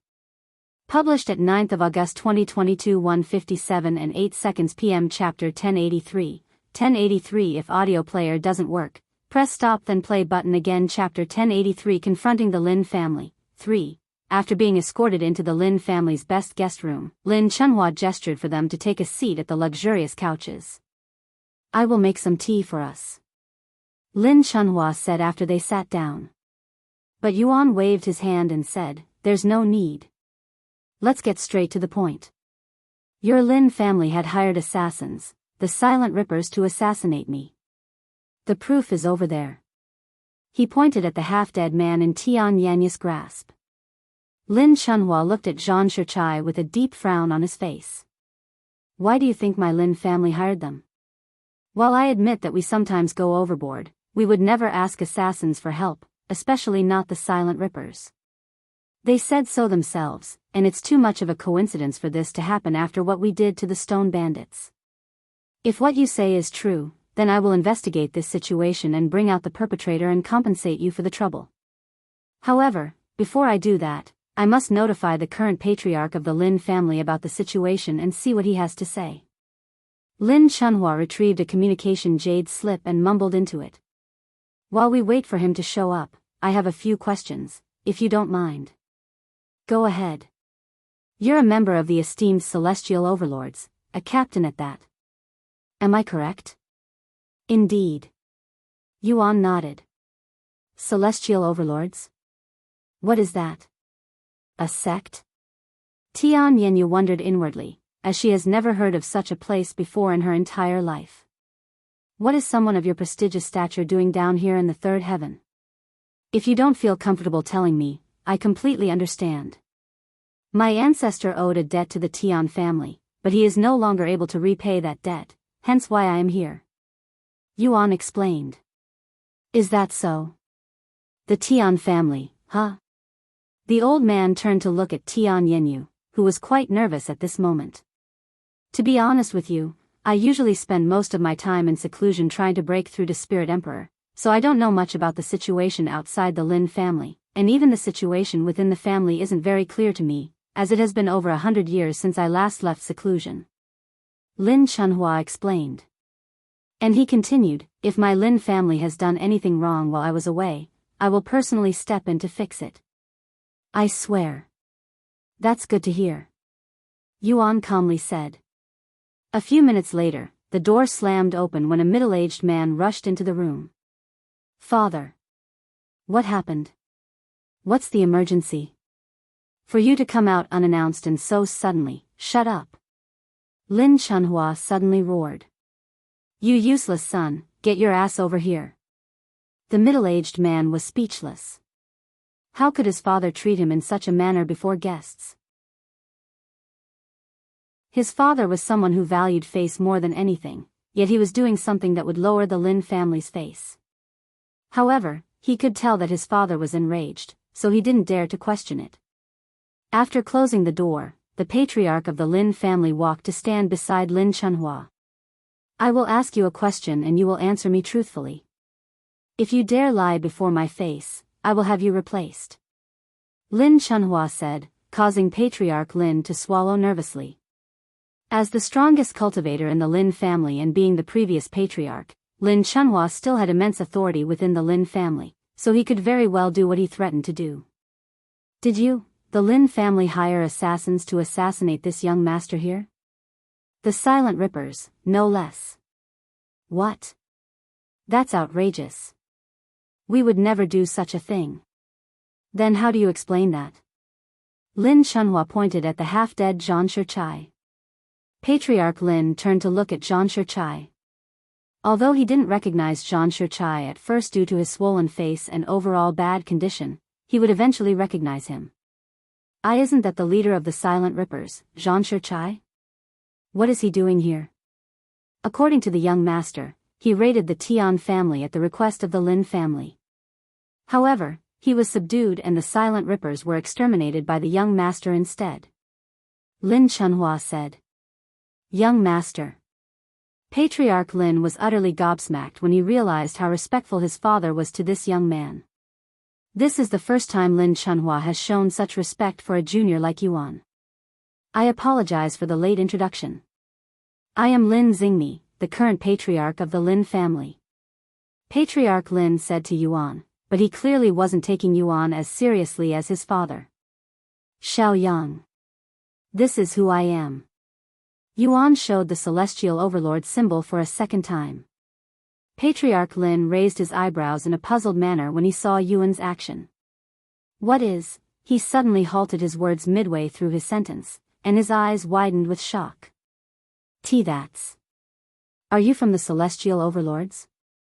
Patriarch Lin exclaimed when he remembered reading about it. I am. He calmly nodded. Patriarch Lin finally understood why his father came out of seclusion so suddenly and why he was being so respectful to Yuan. Although the Lin family is one of 7 legacy families and incredibly influential within their world, their family's influence actually becomes weaker the higher they go in the 9 heavens, and above the 5th heavens, they are no different than a middle-class family. Meanwhile, the celestial overlords are a peak faction in the supreme heaven, which is the peak of the 9 heavens. The difference between the celestial overlords and the 7 legacy families was akin to heaven and earth. They were simply incomparable. Please forgive me for not recognizing your identity sooner, young master. Patriarch Lin began addressing him as young master as well. No way. Tian Yenyu muttered inwardly. Not in a million years could she have imagined such a situation would occur. If you find any errors, broken links, non-standard content, etc., please let us know so we can fix it as soon as possible. Tip: you can use left, right, A and D keyboard keys to browse between chapters.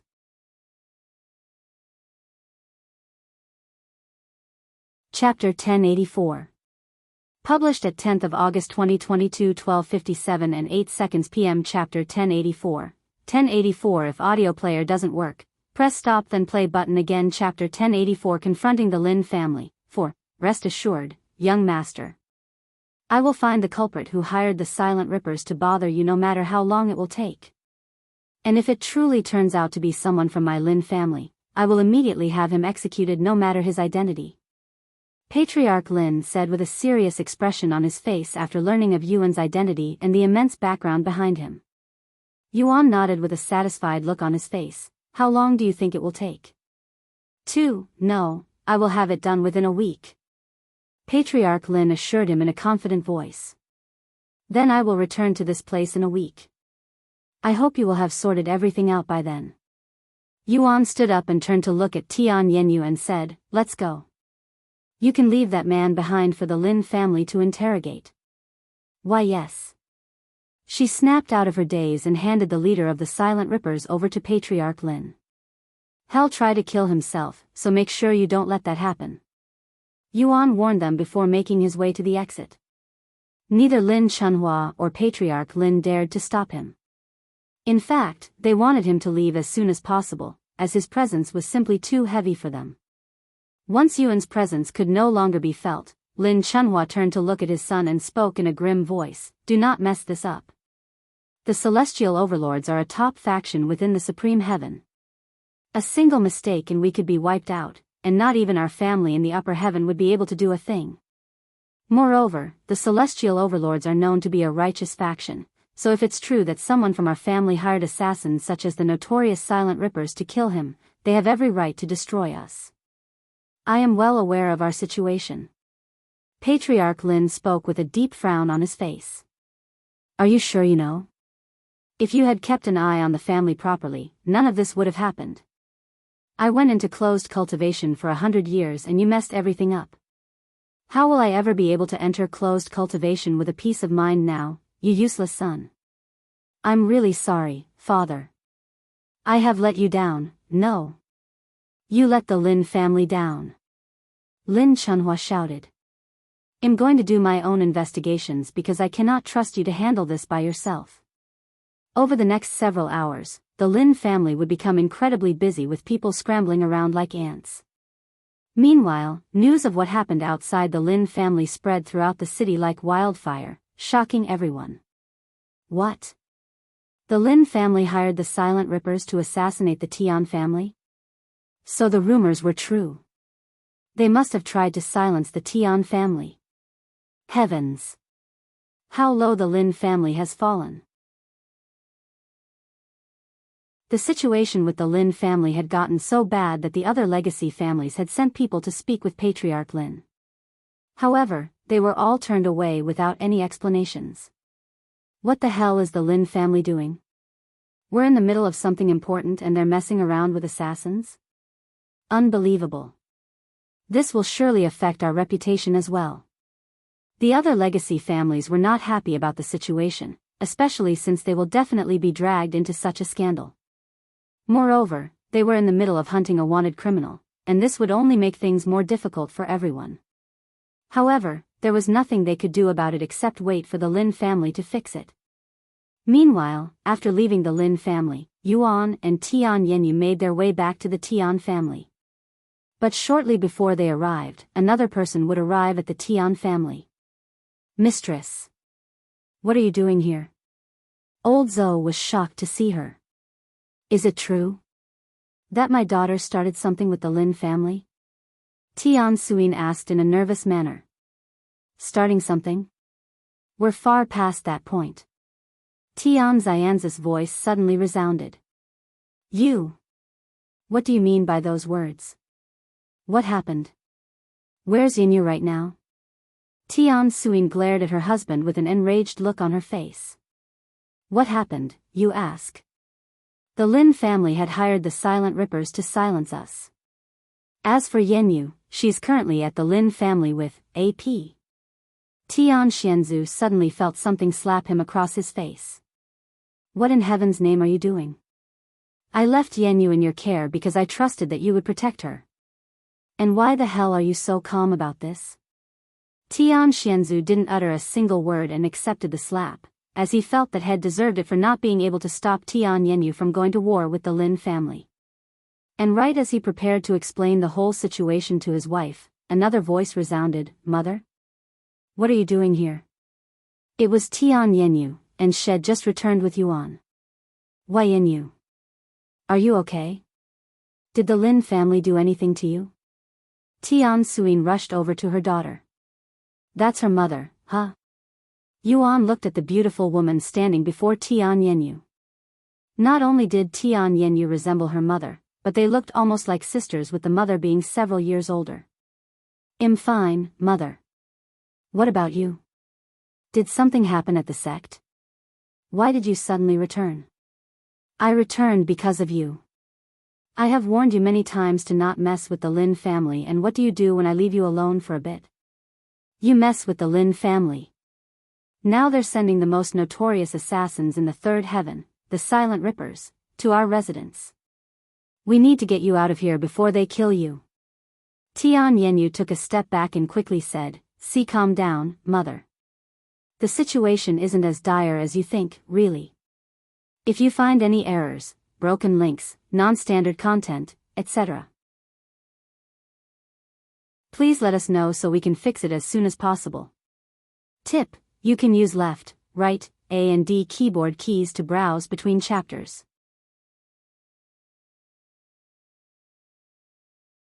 C1085 Familiar Sword Technique.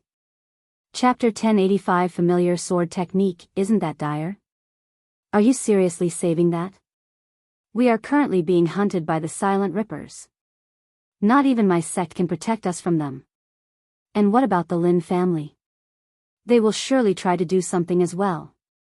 Tian Suyin exclaimed with a heated expression on her face. Just take a moment to calm down while I explain.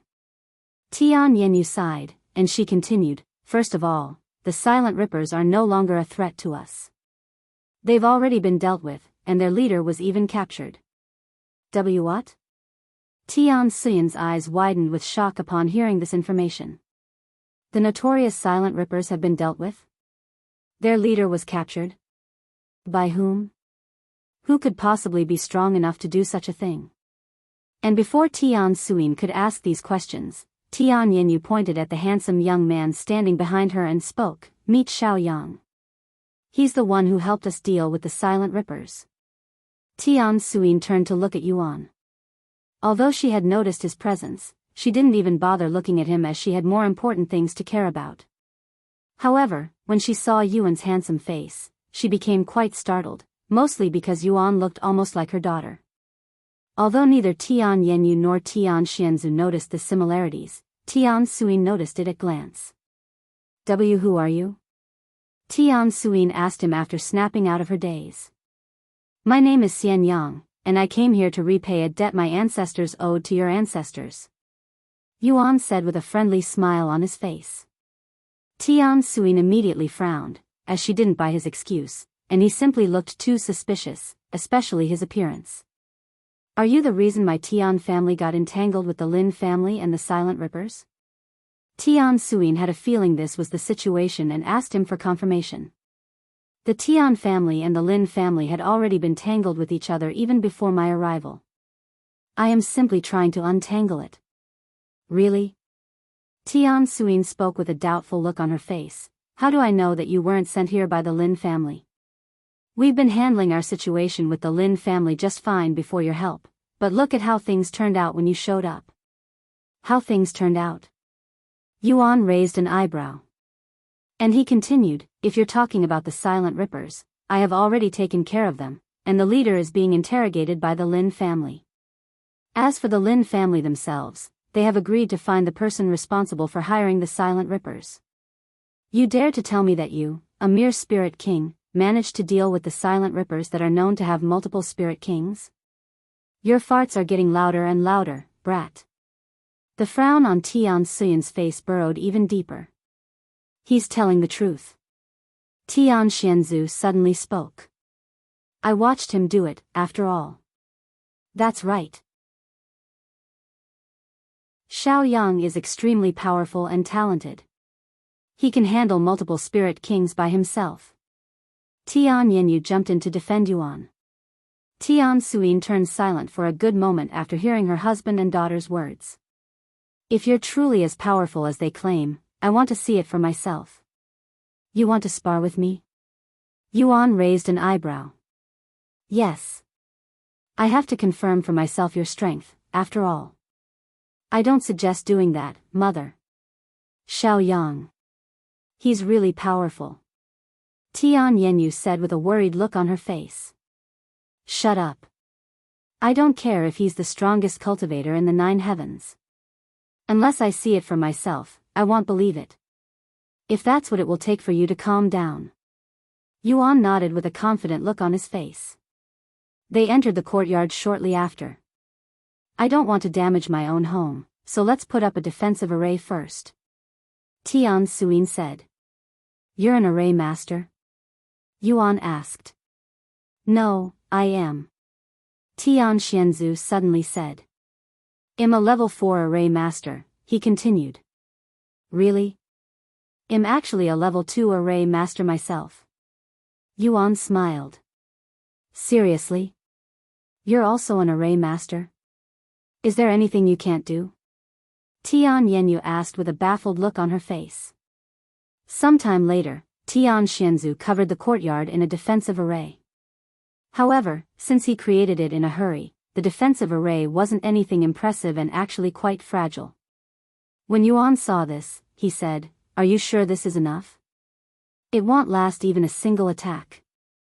It'll be fine. It's not like we're trying to kill each other. Tian Suyin nodded. This chapter is updated by Friedenville, CM, then whenever you're ready. I won't be using any spiritual techniques to make this fair.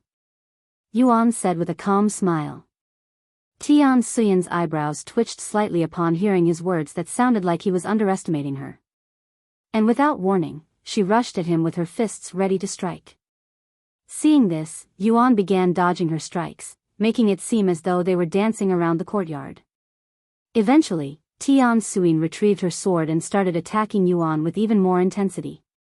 Tian Suyin did not want to use any techniques at first since she didn't want to damage her home, but she was feeling irritated about the fact that she couldn't even land a single strike on a junior like Yuan, so she started unleashing sword techniques at him.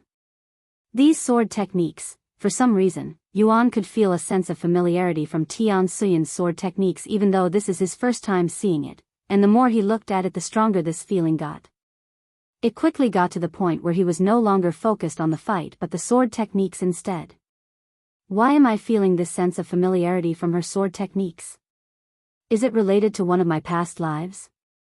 He couldn't help but ponder about this possibility.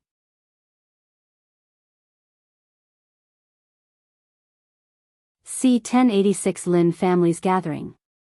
Chapter 1086 Lin Family's Gathering, Are you mocking me? Tian Suyin suddenly stopped moving and shouted at Yuan, who had been completely focused on her sword techniques. Huh? What are you talking about? He snapped out of his daze and asked. You've been doing nothing but avoid me. Are we playing tag or are we fighting? She pointed her sword at him, and on her face was an angry frown.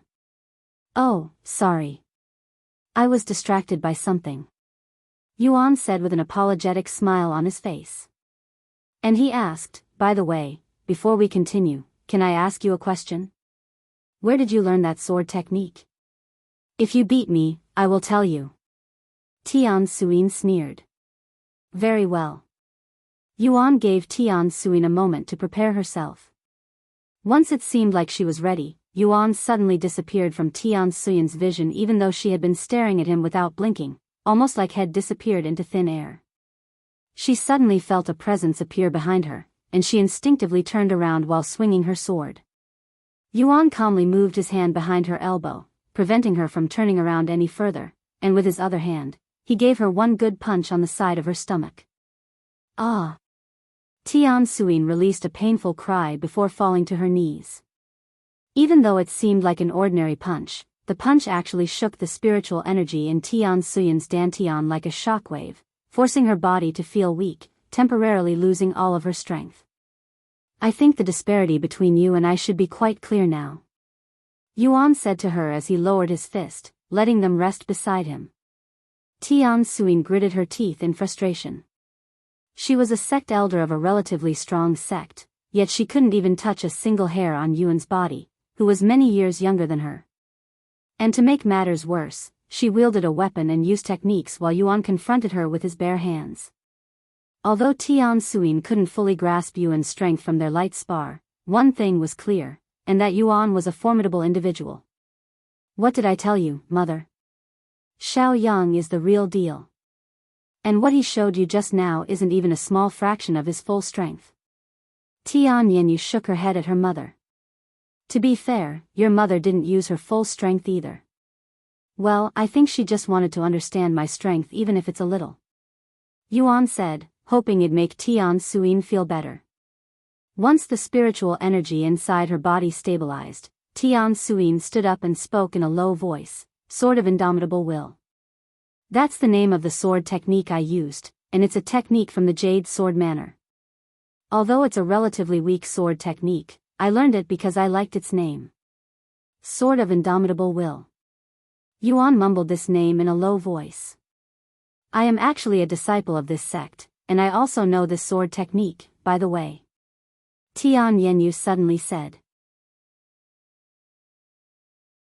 Is that so? After pondering for a moment, he asked, do you mind if I visit the Jade Sword Manor? Why would you want to do that? Tian Yanyu asked. I want to confirm something. He said, giving a vague answer. Tian Yanyu realized this so she didn't ask further. No. Tian Suyin suddenly said, and she continued, until you settle your business with the Lin family and this situation, you're not going anywhere. I don't want you bringing trouble into our sect. Yuan nodded, don't worry, it'll all be settled in a few days. Anyways, I'm going to rest for a bit. If you need me, you know where to find me. Yuan said to them before going back to his room.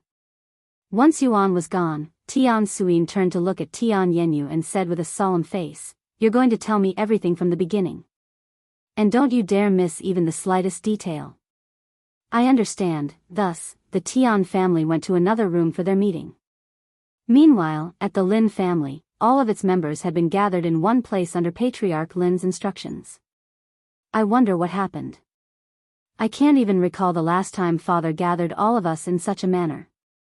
A young lady mumbled out loud to the others around her. It probably has something to do with what happened very recently. Another person said. What happened? According to what my servant told me, some crazy bastard kicked down our Lin family's front gate and even beat many of our guards. What? Which madman would dare to do such a thing? Even if that did happen, why would the Patriarch summon all of us? This chapter is updated by Friedenville, CM. I heard that Ancestor Lin also came out of his seclusion recently. The Ancestor? Does this mean he's finally break through to the Spirit Emperor realm? Silence. A loud voice suddenly resounded, instantly hushing the room. Then, the sound of footsteps resounded. A few moments later, Patriarch Lin appeared before them. Patriarch Lin swept his gaze at the tens of thousands of people in front of him and said in a clear voice, "I want the names of those who could not make it today on my desk by tonight." Yes. An old man immediately responded in a loud voice. After a moment of silence, Patriarch Lin continued, "I have gathered all of you here today for two reasons. First of all, the upper heavens have decided to send people down here to look for the sinner that had received heaven's death sentence, and it's not just a few people. According to the information I was given by the Lin family in the upper heavens, thousands of people from all sorts of terrifying backgrounds that far surpasses our Lin families will be sent down here in a month or so." Everyone there expressed great shock after hearing this information, as this was an unprecedented event that could shake up the entire 9 heavens.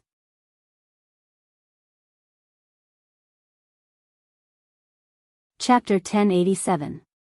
Published at 29th of August 2022 11:28 and 43 seconds AM. Chapter 1087, Chapter 1087 Lin Family's Gathering, 2. If audio player doesn't work, press stop then play button again. Chapter 1087 Lin Family's Gathering, 2. Now this shouldn't even need to be said, but I will still say it just in case.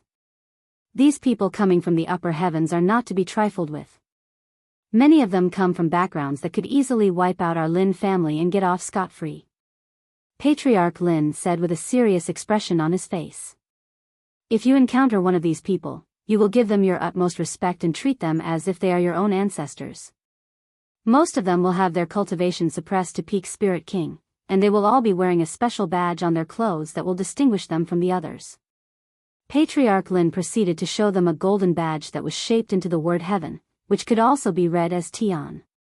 While I said that these people will come down in a month, in reality, some of them could have already made it down here for all we know. Unbeknownst to the Lin family, Patriarch Lin had received the news about the people from the upper heaven literally right before he showed up to the gathering, so he was just as surprised as everyone there. And in his mind, the young man from the celestial overlords was part of this expedition team. How fucking unlucky for our Lin family to offend someone from the upper heaven right before the news even spread. He sighed inwardly. Now then, let's move on to our second topic and the main reason why I gathered all of you here today. Patriarch Lin spoke a moment later. The Lin family was baffled after hearing this, and they all wondered what could be even more important than the upper heavens sending people to their small world. A scary expression suddenly appeared on Patriarch Lin's face, and his eyes emanated with killing intent. As some of you have probably heard by now, there is a rumor going around that claims our Lin family had hired the Silent Rippers to mess with the Tian family. What?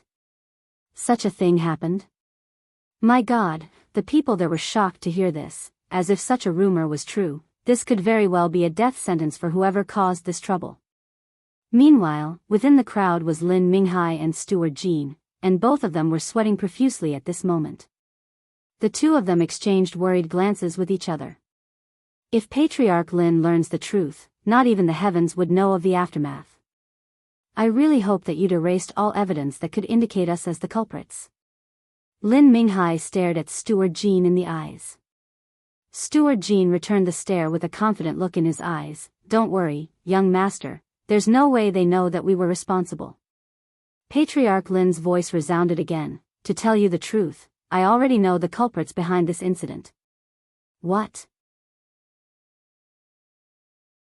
Lin Minghai and Steward Jean snapped their heads to look at Patriarch Lin with looks of disbelief on their faces. Bring him in. Patriarch Lin suddenly shouted. A few moments later, two Peak Spirit King experts approached Patriarch Lin while pulling on a chain that was restricting a heavily injured individual. This person was so badly beaten that his entire body was covered in bruises. It was clear as day that this individual had been tortured to a great extent, but nobody there said a word about it. Do you know who this man is? Patriarch Lin asked them. The Lin family quickly shook their heads. What if I told you that his name is Zhang Shichai? Do you recognize him now? Zhang Shichai? Isn't that the leader of the Silent Ripper's name? I have heard it before. Someone there exclaimed.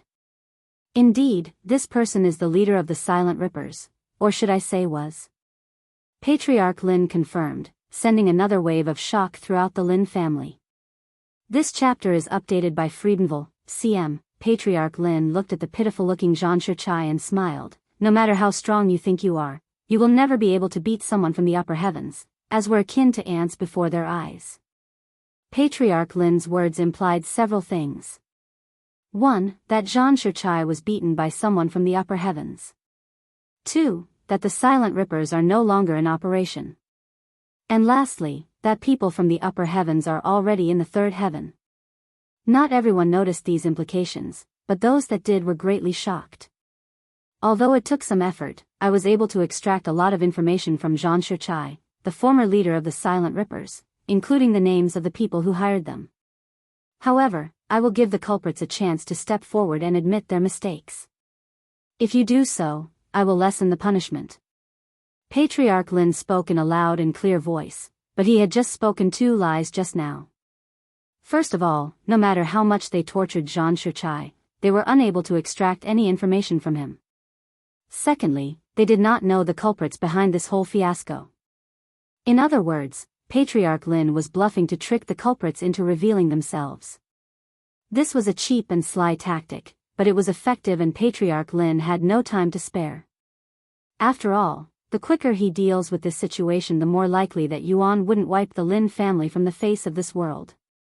Lin Minghai and Steward Jean looked at each other again, and on their faces showed absolute despair and desperation. Steward Jean, you fucking useless bastard. Lin Minghai cried inwardly, silently cursing his most reliable servant, something he has never done before. What the hell is happening?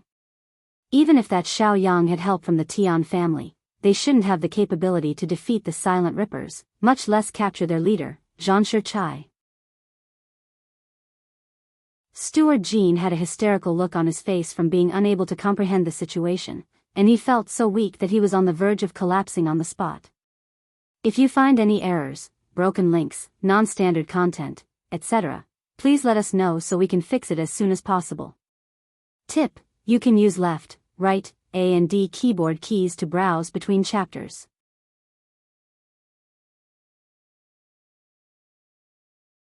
C1088 The Man Responsible.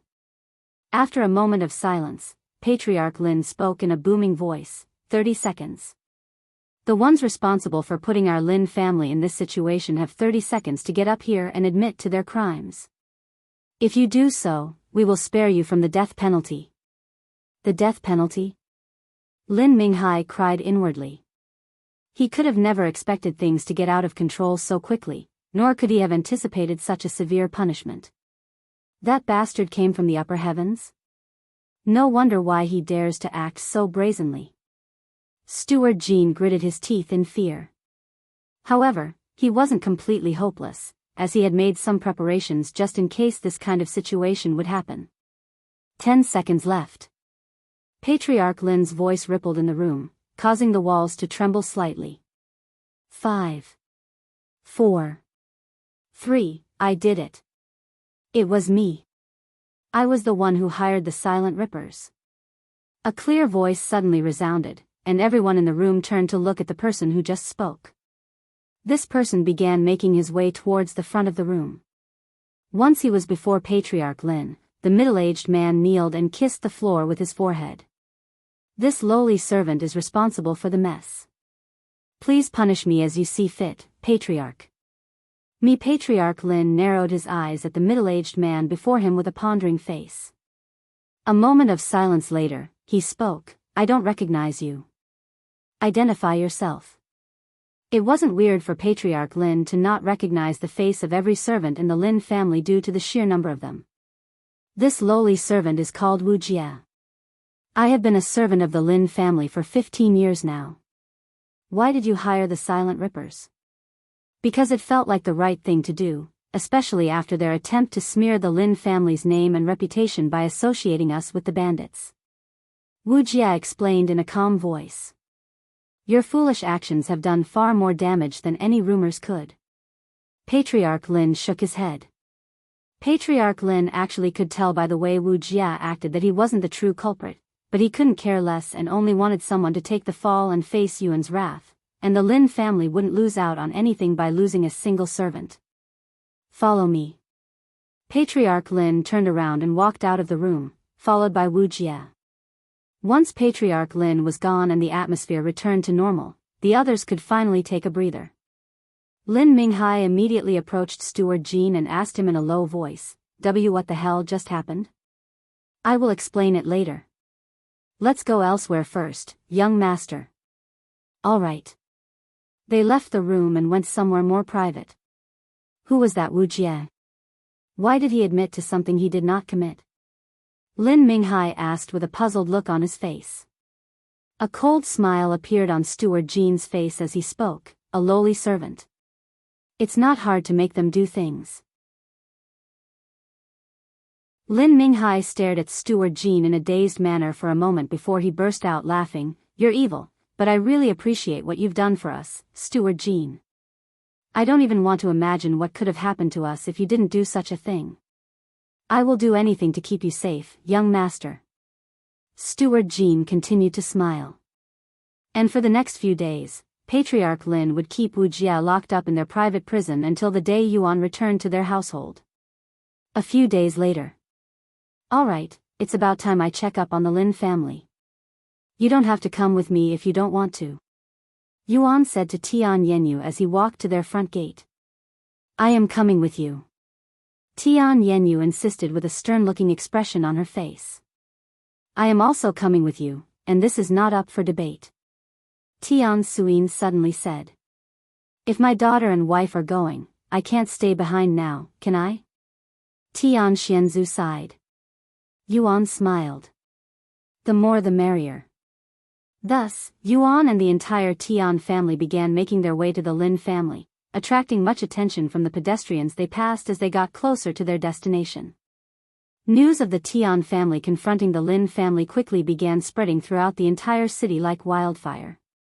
When the other legacy families heard the news, they began paying more attention to the situation. Although the Tian family was too small to attract their interest, they wanted to see how the Lin family was going to handle the situation, as the recent rumors have really tanked their reputation within the city. When Yuan and the Tian family arrived at the Lin family's front gate, the Lin family was already waiting for them outside. Welcome back to our humble estate, young master. Lin Chunhua greeted him with a bright smile. Let's cut to the chase. Have you found the person who is responsible? Yuan asked. Tian Suyin and Tian Xianzu were on the verge of a nervous breakdown when they saw how Yuan behaved before the Lin family. Lin Chunhua turned to look at Patriarch Lin, who nodded and said, We have found the man responsible for hiring the Silent Rippers. Before we punish him, we'd like to give you the chance to do so. Let's go somewhere more private, shall we? Lin Chunhua asked him. Sure. Yuan nodded. They proceeded to enter the Lin family's estate. Patriarch Lin brought Yuan and the Tian family to their largest guest room and said to them, I have already requested for the perpetrator to be transported here. Please give us a few minutes. I understand. Yuan nodded. Tian Xianzu and Tian Suyin almost couldn't believe what they were witnessing right now. Am I dreaming or something? There's no way the Lin family is acting this respectful to us. No, to him. Tian Suyin glanced at Yuan with a pondering gaze.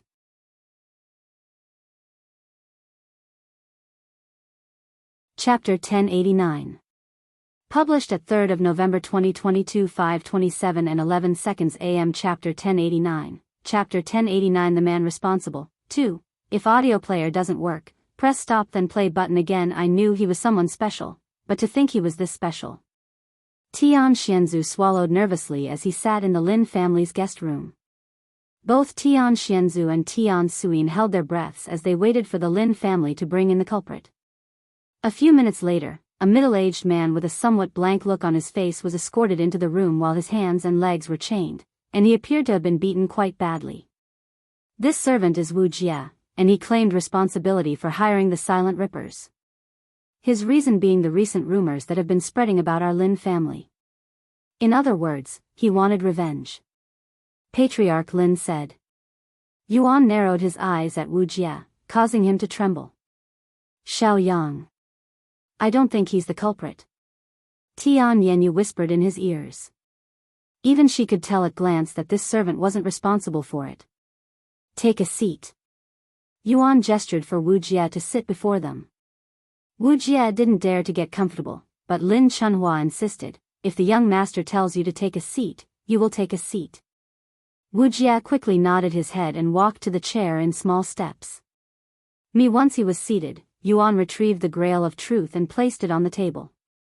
I will now ask you several questions, and you will answer them truthfully. Yuan said to him. Wuxia nodded. Is your name Wuxia? Yuan asked a moment later. Yes. The Grail of Truth remained still. Did Patriarch Lin or Ancestor Lin force you to be here and play the role of culprit? And no. They did not. Wuxia said in a nervous voice. Seeing no reaction from the Grail of Truth, Yuan continued, Are you really the person responsible for hiring the Silent Rippers? Yes, I am responsible.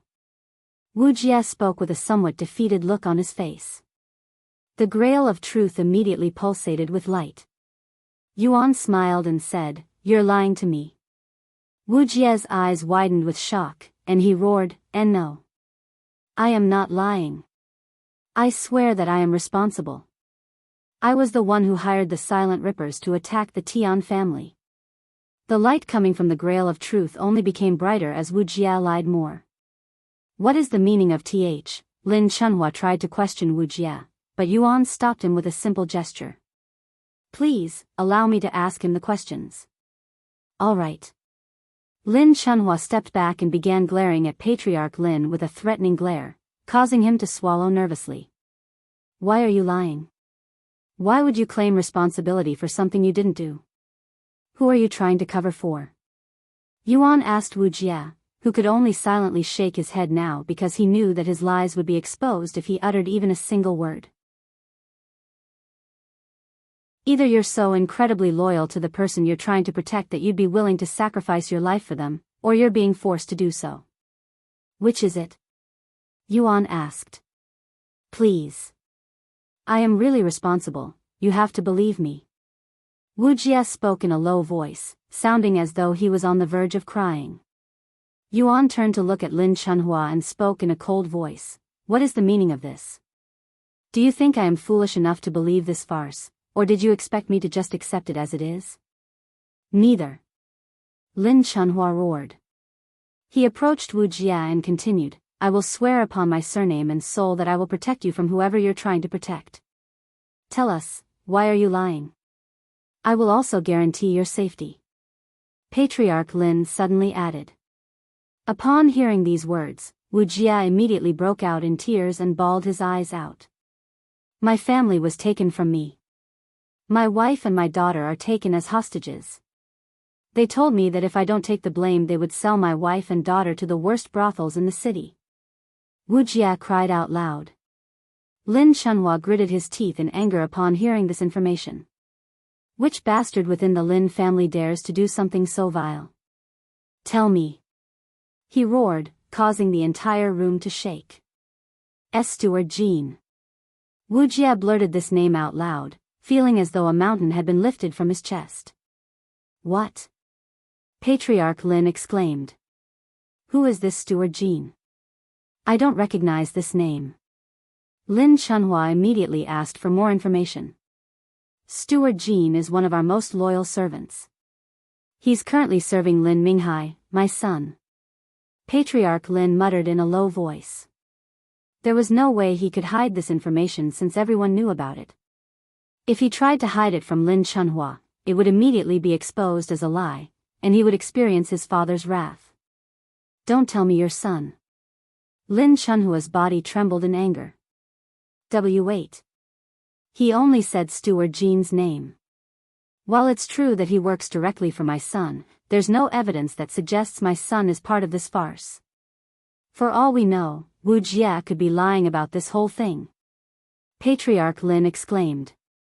Then why don't we speak with this steward Jin and see for ourselves what he has to say about this situation? Yuan suddenly said. And he continued, also, he isn't lying. Yuan suddenly pointed at the chains restricting Wuxia. He released some of his sword chi the following moment, cutting the chains apart. It would be in the Lin family's best interest to compensate this man for his troubles.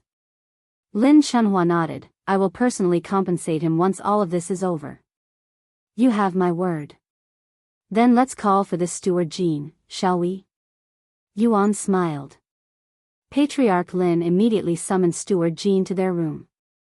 Sometime later, a man with a naturally cunning face entered the room, his entire body already drenched in sweat. If you find any errors, broken links, non-standard content, etc., please let us know so we can fix it as soon as possible. Tip: you can use left, right, A and D keyboard keys to browse between chapters.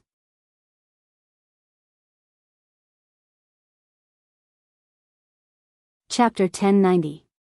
Published at 3rd of November 2022 5:27 and 10 seconds AM. Chapter 1090. Chapter 1090 The Man Responsible. 3. If audio player doesn't work, press stop then play button again. Greetings, Patriarch Lin. Save your breath. You'll need it. Patriarch Lin interrupted with a cold expression on his face. Steward Jin swallowed nervously before turning to look inside the room, and that was when he noticed an exhausted-looking man sitting in the middle of the room. Steward Jin immediately recognized this man to be the one he forced to take the blame for the incident, and his body began squeezing out every ounce of sweat it contained once he realized the situation. What's wrong, Steward Jin? Do you recognize this servant? Lin Chunhua pretended to be ignorant and asked. Why yes. He's one of many servants in the Lin family. Steward Jin responded in a shaky voice. Is that all? What else can you tell me about him?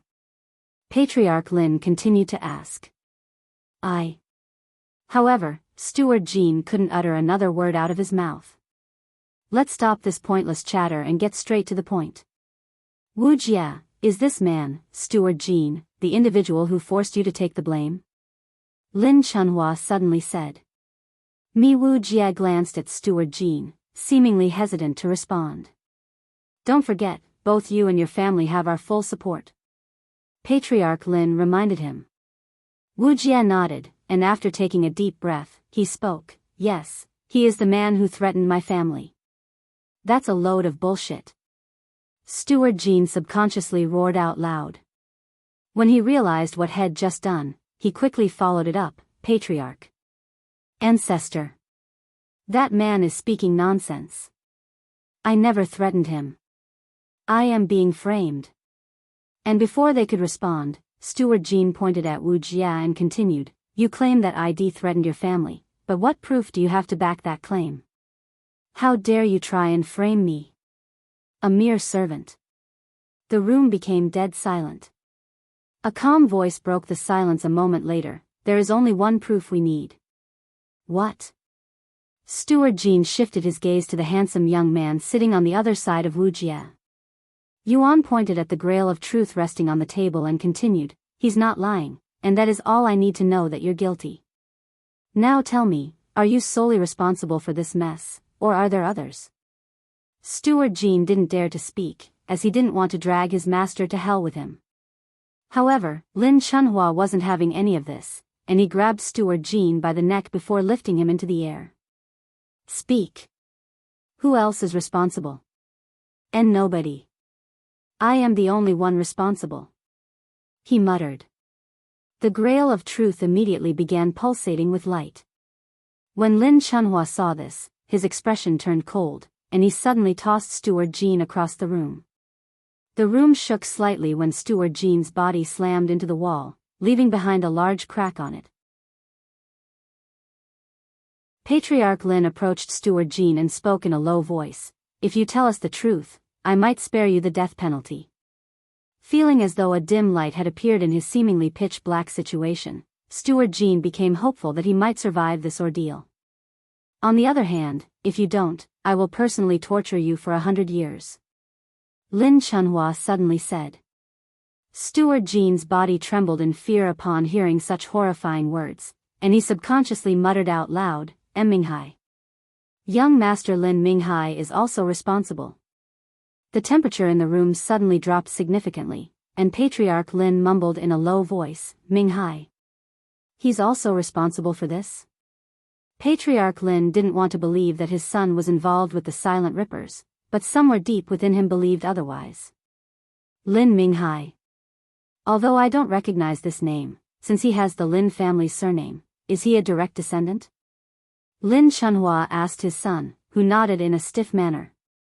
Yes. He's my son. After a moment of silence, Lin Chunhua spoke, I don't care if he's your son or your wife.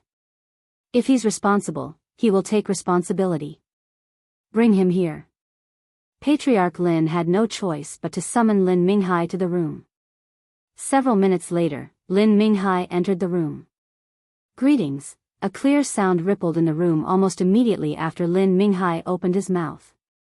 Lin Minghai looked at his father with a look of disbelief on his face after realizing that he had just been slapped in the face. Father. Lin Minghai mumbled. Absolutely useless. You're a disgrace to the entire family. Patriarch Lin uttered in a cold and disdaining voice. It was at this moment Lin Minghai noticed the other figures in the room, and when he saw the expression on Steward Jean's face, he instantly realized his situation. W8. I can explain. So you're not even going to deny it? Lin Chunhua said.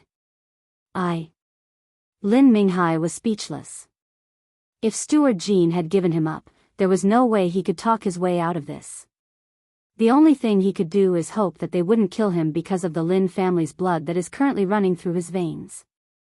This was all Steward Jean's idea. I merely followed it. No matter if you came up with the idea yourself or you're simply going along with it, you're just as guilty. Lin Chunhua sneered.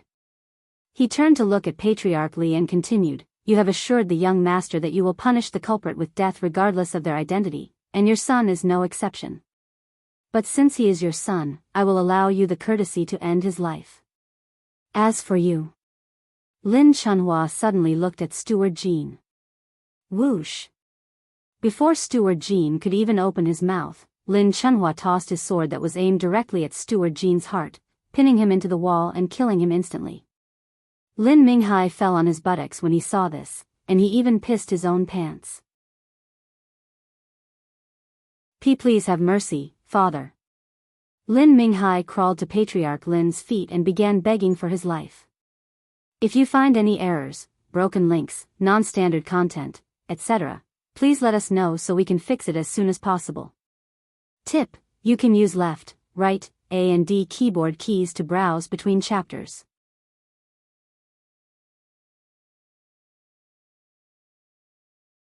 C1091 Killing Lin Minghai. You are pleading to the wrong person for mercy. Patriarch Lin kicked his feet, sending Lin Minghai flying. Lin Minghai immediately stood back up and rushed to Tian Yanya's side before kneeling before her with his face full of tears and snot. Please. Have mercy, Lady Tian. I was wrong. I promise that I will never bother you again if you spare my life. Tian Yanyu remained seated on the couch with a calm expression on her face as she silently watched Lin Minghai plead for his life with his knees kissing the floor. This was a scene that she'd seen multiple times in her dreams, but she never imagined that it could become a reality. However, as much as she wanted to kill him, she wasn't sure if that was a good decision, especially since the Lin family could hold a grudge against her family for killing Lin Minghai.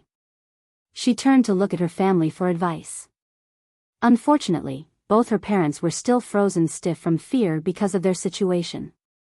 Tian Yanyu proceeded to shift her attention to Yuan, who calmly smiled before speaking, just speak your heart's desire. No matter your decision, I will protect you and your family.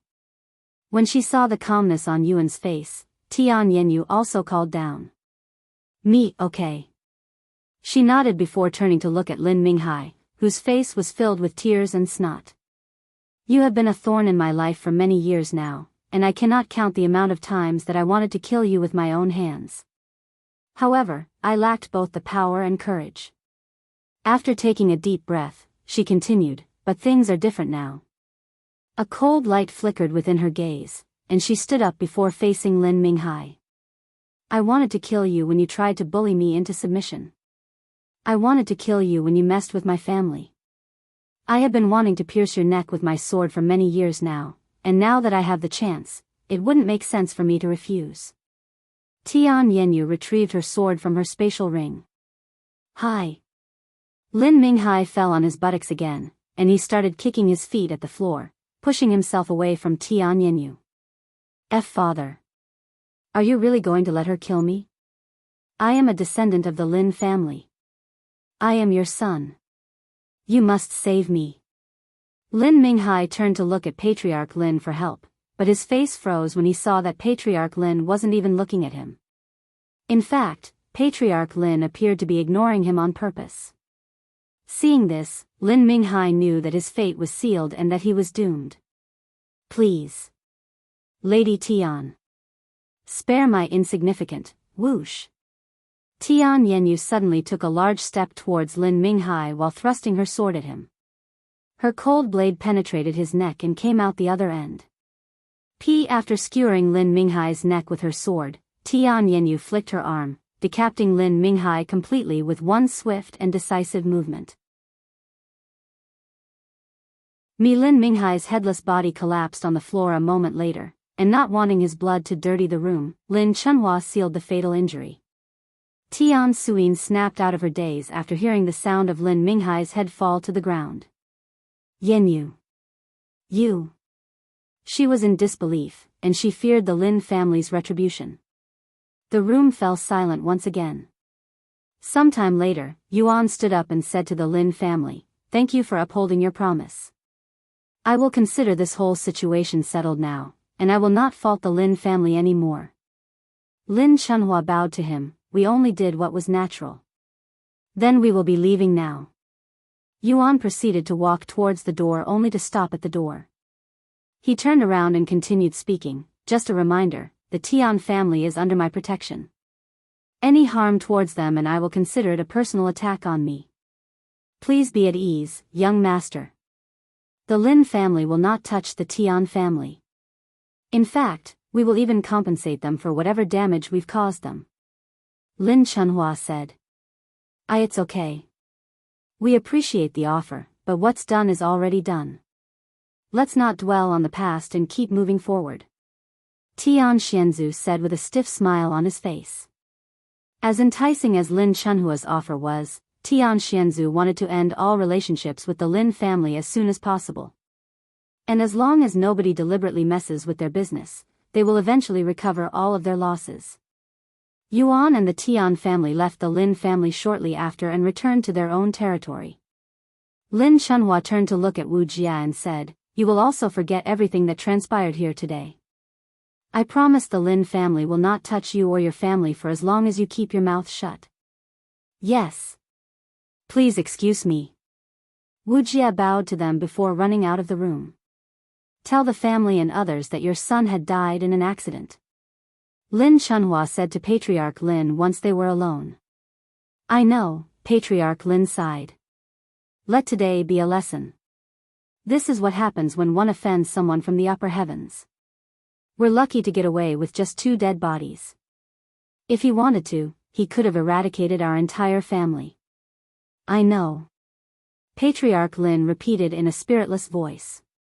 "I will give you some time to rest. We'll talk again in a few days." Lin Chunhua disappeared from the room shortly after. Later that night, while Lin Chunhua was in his room cultivating and trying to forget about the whole incident, he suddenly sensed a presence appeared in his room like a ghost, forcing him to stop his cultivation. "Who's there?" he shouted as he snapped his eyes open. However, there was nobody else in the room. Am I being paranoid? He wondered inwardly. Lin Chunhua closed his eyes and resumed his cultivation shortly after, completely unaware of the figure, an old man standing behind him like a ghost. "At last, I've finally found you, master." A profound smile appeared on the old man's face as he secretly consumed Lin Chunhua's memories, taking them for himself.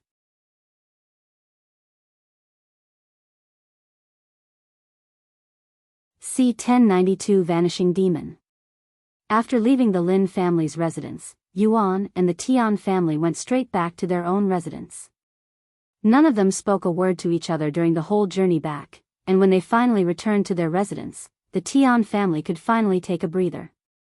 Tian Yenyu fell on her knees the moment they entered the residence, and she would stare at her hands that had been trembling non-stop since she killed Lin Minghai. I still cannot believe it. Did I really kill Lin Minghai with my own hands? Am I actually dreaming? If this is a dream, I do not wish to wake up from it. She sighed inwardly. Seeing Tian Yenyu on her knees, Yuan approached her and offered her a hand. Are you okay? He asked. Tian Yenyu lifted her head to look at him without moving the rest of her body, and she mumbled in a low voice, Who are you, really? Yuan chuckled, You've asked me that same question so many times that I lost count now. Then allow me to ask you. Just who are you, really? And why are you helping us? I swear, if you give me that same bullshit, Tian Suyin said. Does it really matter? Tian Xianzu suddenly interrupted. Me, honestly, I don't care about his identity. The only thing that I know is that Head helped us deal with the Lin family, finally giving our Tian family some peace. Peace? Tian Suyin sneered, Do you really believe the Lin family will just sit back and act as though nothing had happened today? We killed one of their direct descendants. And it was even done inside their own home. It may not happen tomorrow or even a decade from now, but they will definitely settle this debt one day. We will deal with it when that day actually comes. For now, let's just relax and take full advantage of this peace. Tian Xianzu said with a bittersweet smile on his face. I have to agree with father, mother. Tian Yenyu suddenly said.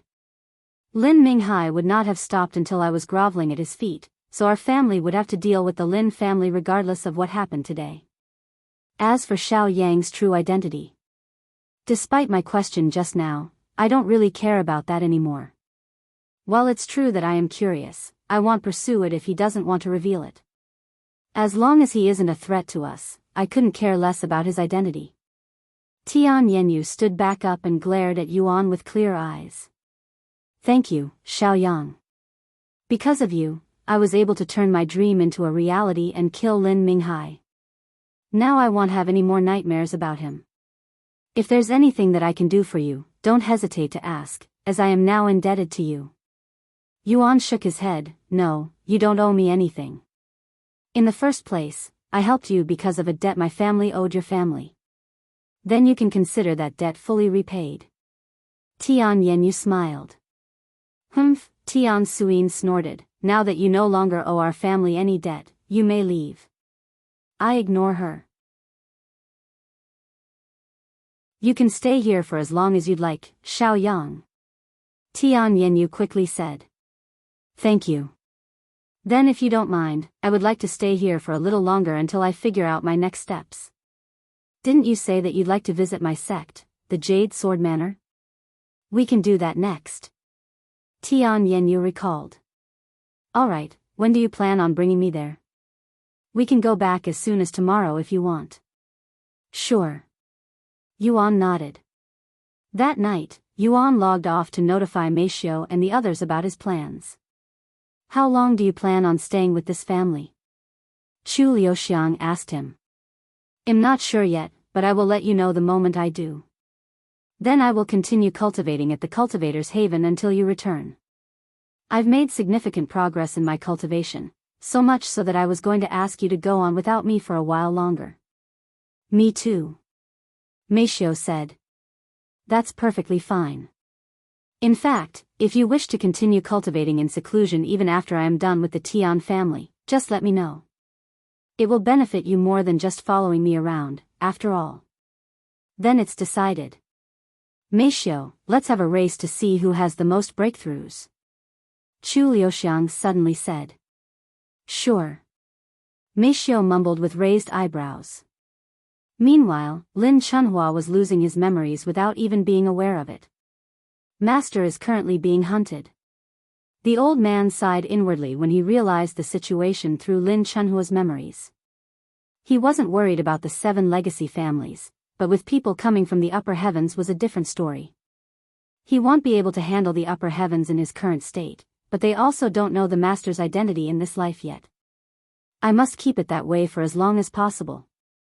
Looks like I will have to wait a little longer before I can see you again, master. How troublesome. The old man subconsciously sighed out loud. Who? His subconscious sigh alerted and startled Lin Chunhua, who quickly attacked behind him without even looking. The old man avoided the attack with ease before distancing himself from Lin Chunhua. Lin Chunhua didn't immediately attack the old man again, mostly because he was feeling apprehensive about the whole situation. This old man was able to enter his room and get behind him without alerting him until the accidental sigh, which is more than enough to tell Lin Chunhua that he was dealing with someone he couldn't fathom. You. Who are you? He asked after swallowing nervously. The old man smiled and said, I have many names, but you may call me Vanishing Demon. Vanishing Demon? Lin Chunhua forcefully swallowed again.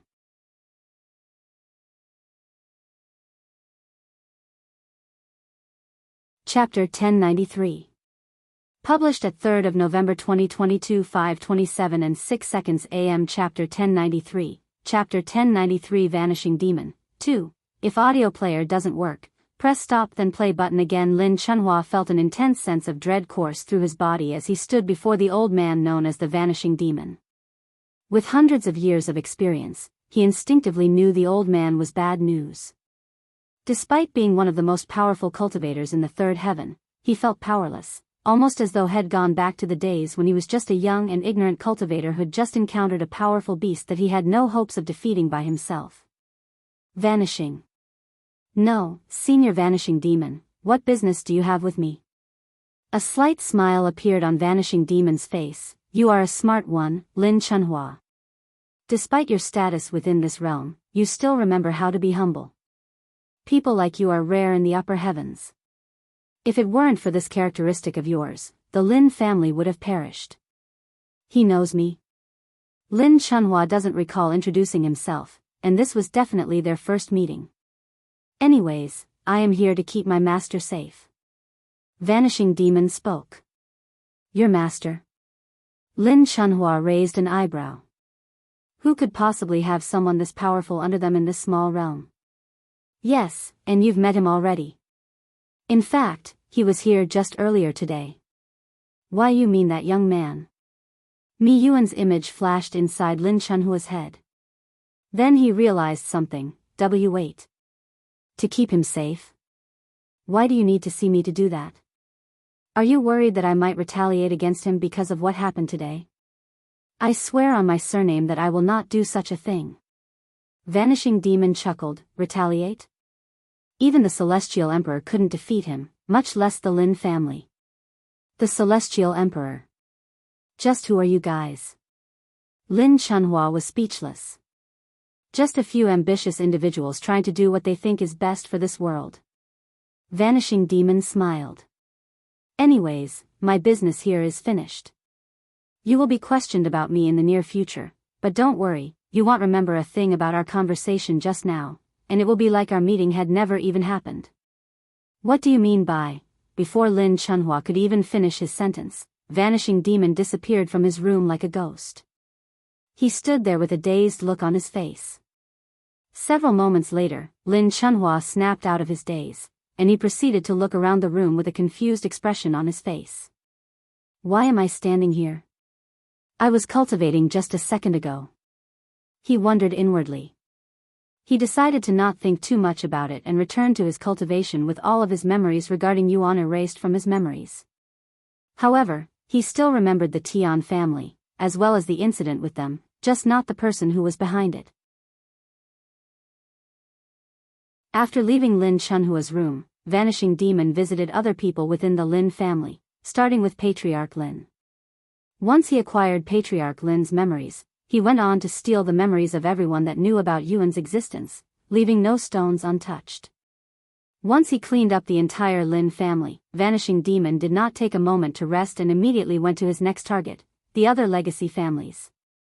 After spending a few days combing through everyone in the 7 legacy families, Vanishing Demon went to his final destination, the G family. Who are you? How did you get in here? The Lord G of this realm was greatly startled when Vanishing Demon suddenly appeared before him like a ghost. Don't mind me. I think I wandered in here by accident. Vanishing Demon said with a smile. Do you really expect me to believe such an excuse? Identify yourself. Lord G shouted as he withdrew his weapon and pointed it at Vanishing Demon. Vanishing Demon narrowed his eyes slightly and spoke in a calm yet cold voice. A child such as yourself shouldn't play around with sharp objects. I advise you to put away that toy of yours before you get hurt. I will give you 3 seconds to identify yourself. Lord G ignored Vanishing Demon's words and continued pointing his sword at him. Vanishing Demon shook his head and sighed. You people from the G family are always the same. A vicious light suddenly flickered within Vanishing Demon's eyes. Lord G turned to look at his right arm after he felt an odd sensation from it, and to his absolute horror, his entire arm had disappeared into thin air along with his weapon. However, he didn't utter a single cry and managed to endure the pain. I've never liked the G family. A bunch of lapdogs for the Celestial Emperor, yet you act as though you rule the 9 heavens. Vanishing Demon sneered in a mocking tone. Fortunately for you, I am in a good mood since I have finally found my master, so I am going to spare your life. You. Who are you? Lord G asked with gritted teeth. Vanishing Demon smiled and responded with a prideful aura around him. Vanishing Demon. Lord G frowned. Vanishing Demon? Never heard of you. Why are you doing this? When did my G family offend someone like you? How about Evil God's Shadow Army? Have you heard of them? What? A look of tremendous terror appeared on Lord J's face after hearing this name. Impossible. The Evil God's Shadow Army is just a legend, one that doesn't even exist in this world. It doesn't matter if you believe it or not. After all, you won't remember anything after I am done with you. I won't remember anything. Lord G recalled a certain individual that was frequently mentioned when one spoke about the Evil God's Shadow Army. According to the legend, the Evil God's Shadow Army, which was the evil god's most powerful and secretive force, was managed by a nameless entity that had the ability to steal one's memories. I see. So you're that nameless monster who can steal one's memories. However, that doesn't explain why you're here. Vanishing Demon smiled. There is only one purpose for the Evil God's Shadow Army, to protect the evil god, our master. Now that you have this knowledge, my reason for being here should be obvious to you now. No way. The evil god. He's back. Lord G had a look of disbelief on his face. He has returned, yet not at the same time. However, it will only be a matter of time before he officially returns, and when that happens, the 9 heavens will be his to control. Lord G was speechless. Anyways, I have said enough. Once I am finished here, I will finally reunite with the evil god. Why? Lord G opened his mouth, but he stopped speaking and moving and became dazed before he could even finish uttering his first word. When he snapped out of it, all of his memories of Yuan and his conversation with Vanishing Demon no longer existed. Naturally, this meant that he had forgotten about heaven's judgment and that he was supposed to find and hunt Yuan. In just a few days, Vanishing Demon had managed to erase Yuan's existence from the 3rd heaven. Now that I've brought you some more time, it's about time we met, Master Tian. Vanishing Demon disappeared into the night after he was finished with the G family. If you find any errors, broken links, non-standard content, etc., please let us know so we can fix it as soon as possible. Tip: you can use left, right, A and D keyboard keys to browse between chapters.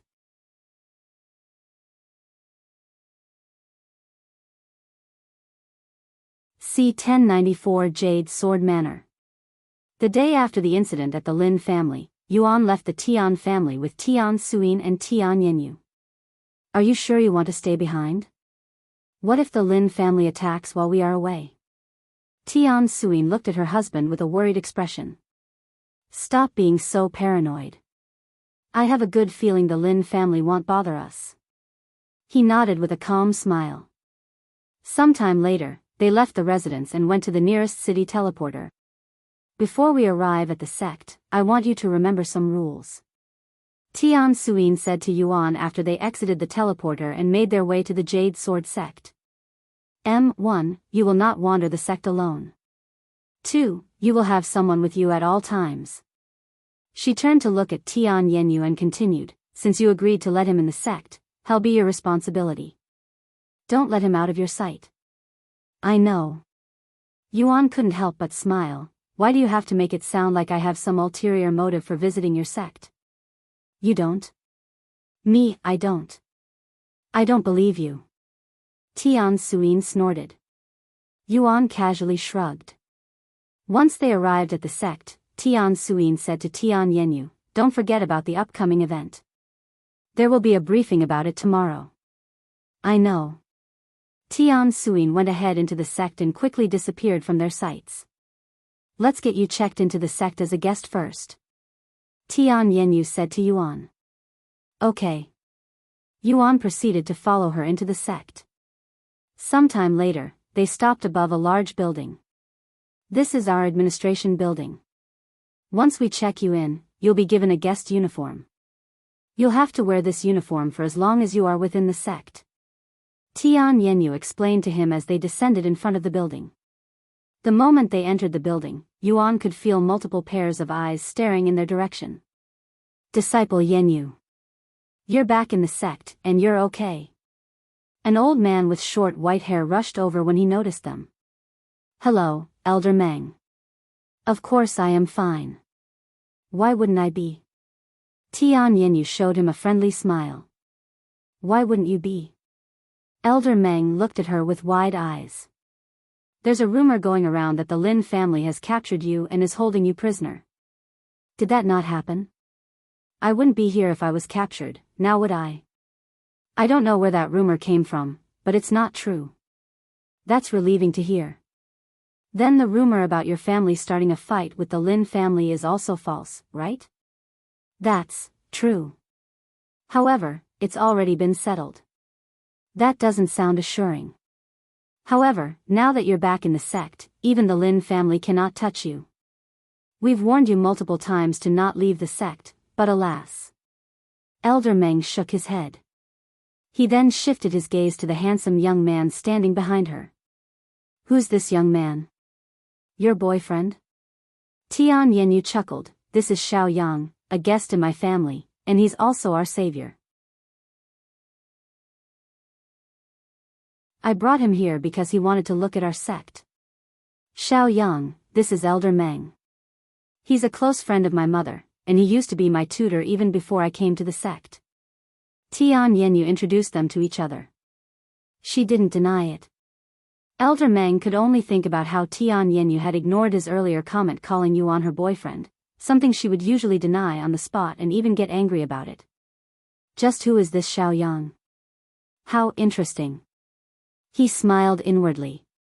Anyways, can you help him with the procedures? Tian Yenyu asked a moment later. Sure thing.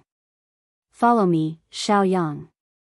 Yuan followed Elder Meng to one of the tables, where he would give some information about himself to the sect. Peak Spirit King? Elder Meng's jaw dropped to the floor when he saw Yuan's cultivation on the paper. He turned to look at Yuan, and sure enough, the aura of a Spirit King was emanating from Yuan's body, but he couldn't tell the exact level. He's not even 20 years old, and he's already a peak Spirit King? Where did such a monster come from, and how come I have never heard of him until today? Elder Meng's trembling hands began sweating as he learned more about Yuan. He was beginning to understand why Tian Yenyu seemed to treat him differently. Sometime later, Elder Meng returned to Yuan with his new uniform. The majority of the uniform was black with a golden sword around his chest area. Here is your guest uniform. Please wear this for as long as you're within the sect. This way, we know that you're a guest. We have a changing room right over there. Elder Meng pointed to the door at the end of the room. I understand. Yuan immediately went to change his clothes. You gave him the honorable guest uniform? Even though you know nothing about him? Tian Yenyu asked Elder Meng when she saw the black uniform in Yuan's hands. Regardless of their identity, if they're a peak spirit king, they deserve no less. Elder Meng said in a serious voice. By the way, where did you find a genius like him? Tian Yenyu smiled and spoke, believe it or not, he's the one who found me. He appeared out of the blue one day and has been helping me and my family since then. He's like a gift from the heavens. Elder Meng raised his eyebrows at such a suspicious situation. Are you sure you can trust him? Besides my family, he's the only person I trust unconditionally. I know it might sound crazy, but I really cannot sense any malice from him. No matter his reason for helping my family, I am grateful for it. Yuan came out of the changing room a few minutes later, and when Tian Yenyu saw his new look, her face turned slightly rosy. Naturally, she was unaware of this and only felt a little warmer than usual.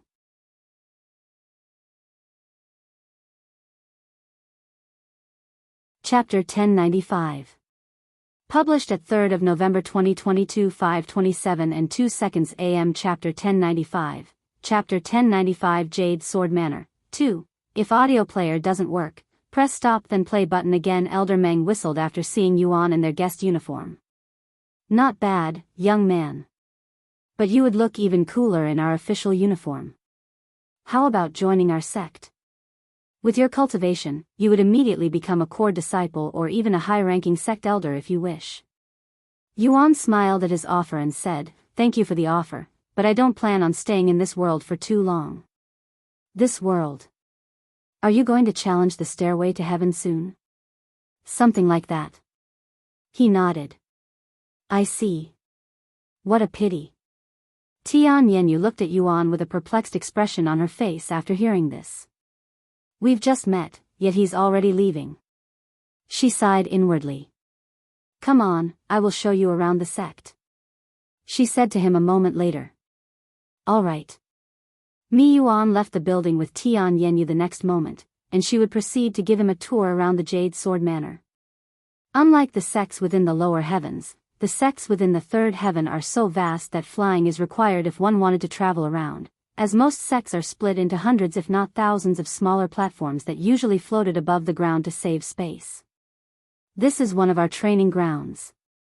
Our Jade Sword Manor has a total of 20 training grounds. Half of them are available to the outer court and inner court disciples while the other half are for core disciples and elders. Their first stop was a training ground meant for core disciples.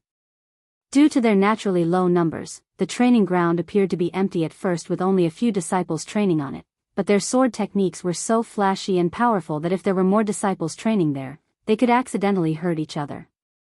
Of course, there were defensive formations to lower the risk of disciples injuring each other, but incidents still happen from time to time. After watching the disciples for a few moments, Tian Yenyu suddenly spoke, Xiao Yang, want to spar with me for a bit? Yuan looked at her with raised eyebrows, questioning her intentions. Even though I have seen you fight from afar, I still cannot fully grasp your prowess. Perhaps if I exchanged swords with you personally, I might understand you a little better. Yuan smiled and said, sure, but let's do it later. I want to see more of this sect for now. Okay. Tian Yenyu was in no rush to spar with him, so she didn't mind waiting a little. They left the training grounds to look at the other places. This is one of our medicine gardens.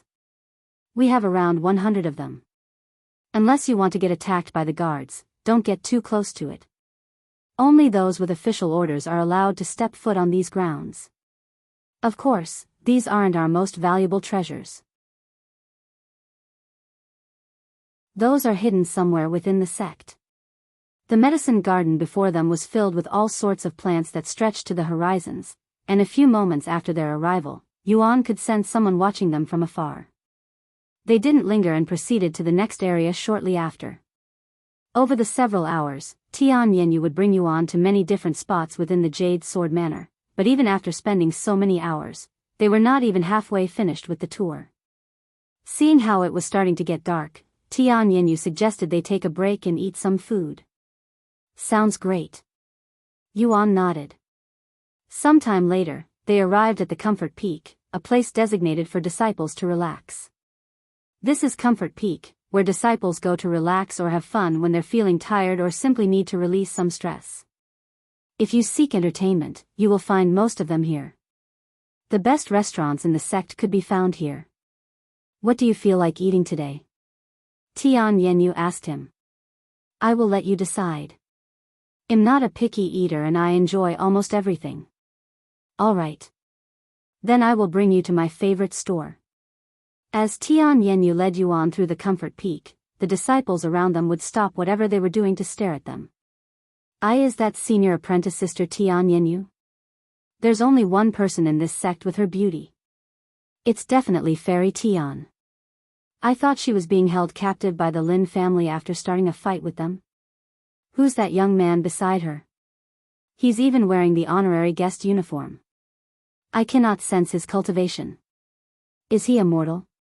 The disciples mistook Yuan as a mortal since they were too weak to sense his cultivation. Eventually, they arrived at their destination. Jade Pavilion. Yuan read the large sign above the restaurant's door in a mumbling voice. When they entered, a handsome middle-aged man approached them. Welcome back to the Jade Pavilion, Disciple Tian.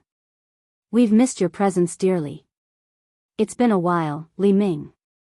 As a regular of this restaurant, Tian Yenyu knew the names of every worker there, and this included even the janitors. Is my regular spot available? Of course. It is always available for you, Disciple Tian. I will need another chair since I have a guest with me today. Very well. Please, follow me. They followed Li Ming to a room on the highest floor.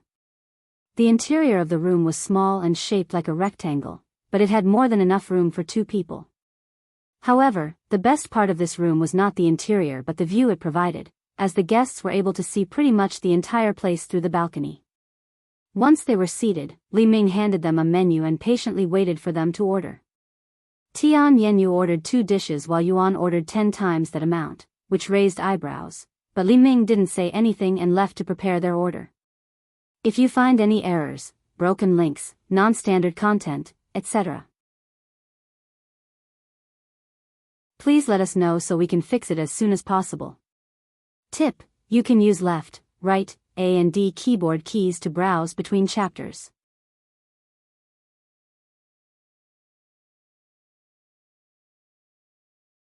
Chapter 1096. Published at 3rd of November 2022 5:27 and 1 a.m. Chapter 1096. Chapter 1096 Jade's Sword Manor. 3. If audio player doesn't work, press stop then play button again. What do you think of our sect? Tian Yenyu asked him once they were alone again. I like the scenery. It's completely different from the ones in Lower Heaven, he said with a smile. Lower Heaven. You been there? Tian Yenyu showed a clear sign of surprise on her face. Yes. I was even a disciple at this sect for a while. Then why don't you become a disciple here for a while as well? Tian Yenyu suddenly asked. I'm not sure what I would do as a disciple here. He shook his head. Well, what did you do in your previous sect? I become a disciple mostly for the experience. Though, I must admit that the experience I had was limited. I can't say for sure since I've never been to Lower Heaven, but I would imagine that things are vastly different up here. But what I know for sure is that you'll have more opportunities up here, since we have more resources in the upper heavens. Me after pondering for a moment, Yuan spoke. Give me some time to think about it. He immediately didn't refuse her offer. It was true that he didn't truly experience much in the Dragon Essence Temple, and he was interested in what it was like to be a disciple in the 3rd heaven. Tian Yanyu's hands turned into fists underneath the table from trying to hold her excitement. He didn't refuse. There's still a chance. She smiled inwardly. Tian Yenyu continued to ask Yuan about his experience in the lower heaven until their food had arrived. They would stop talking to focus on their food and enjoy the scenery at the same time. Even though it was nighttime, Comfort Peak was still as lively as ever. In fact, it seemed even busier compared to when they first arrived. An hour later. Tian Yenyu stared at Yuan with a baffled look on her face. We finished eating at the same time even though he had 10 times the amount of food I ordered. She swallowed nervously. Tian Yanyu snapped out of her daze a moment later, and she spoke. Do you wish to rest for the night, or do you want to continue the tour? Are you tired? We can rest if you want. I am not tired at all. In fact, I probably won't be able to sleep for the next several days since I am still excited about what happened at the Lin family. Yuan smiled. Then let's continue our tour. Okay. Core disciples like Tian Yanyu received special treatment, and one of her many privileges was free food, so they left the restaurant without needing to pay. The two of them didn't immediately leave Comfort Peak and lingered around for many more hours. This is one of the most popular shops around here. You get to sip on spirit tea for free while relaxing on a spirit calming formation. Want to try it? Tian Yanyu stopped in front of this large building that was crowded with people outside. Don't mind the queue. Core disciples have their own rooms, so we can go straight inside if you wish. Sure. He nodded. They entered the building a moment later and walked straight to the only empty reception desk there while every other desk was occupied with disciples.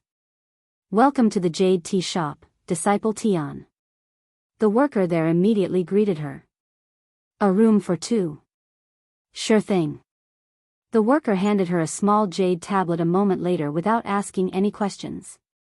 After taking the tablet, she brought Yuan to one of the rooms on the top floor. Upon using the jade tablet to open the room that had nothing but two chairs that looked like massage chairs, a table, and a wooden drawer, Tian Yanyu said, "Take a seat. And do you have any preference for your tea?" "I don't." "All right." She went to the drawer and picked out a bag of tea leaves before preparing it with the teapot on the table. Meanwhile, Yuan sat in one of the chairs, and his body immediately sunk into it, almost as though it was made of water and he was being embraced by clouds at the same time. Once the tea was prepared, Tian Yanyu poured 2 cups and handed one of them to Yuan. This tea is made from leaves produced by our own sect. It has a special property that makes you feel as though you're slowly ascending to heaven. After drinking it, lay down and close your eyes. After drinking the cup of tea, Yuan laid back on the chair and closed his eyes. He could immediately feel the effects of the tea, and sure enough, his body felt incredibly relaxed while his consciousness was slowly drifting away. This tranquilizing effect lasted for about 2 hours before it dissipated. There are even stronger teas if you want something longer lasting. Tian Yanyu said to him. I'm satisfied with what I experienced. He smiled. Then let's continue looking around. After wandering the Comfort Peak for many hours until they were satisfied, they returned to the training grounds. By the time they arrived, it was almost noon. Please go easy on me, Tian Yanyu said to him as she retrieved her sword. And don't go easy on me. Come at me as though you're trying to kill me, Yuan said with a confident smile on his face. Knowing his prowess, Tian Yanyu did not hesitate to treat their spar as though it was a life or death match. Once they were prepared, Tian Yanyu made the first move, using a movement technique to get behind Yuan while swinging her sword at his neck. Whoosh! Her blade struck nothing but air after Yuan dodged it with his own movement technique. The few disciples at the same training ground quickly took notice of their spar, and they all stopped their own training to spectate. It looked like Tian Yanyu had the upper hand at first, but these disciples quickly realized that was not the case. This guy. Who is this guy she's sparring with? If you find any errors, broken links, non-standard content, etc., please let us know so we can fix it as soon as possible. Tip: you can use left, right, A and D keyboard keys to browse between chapters.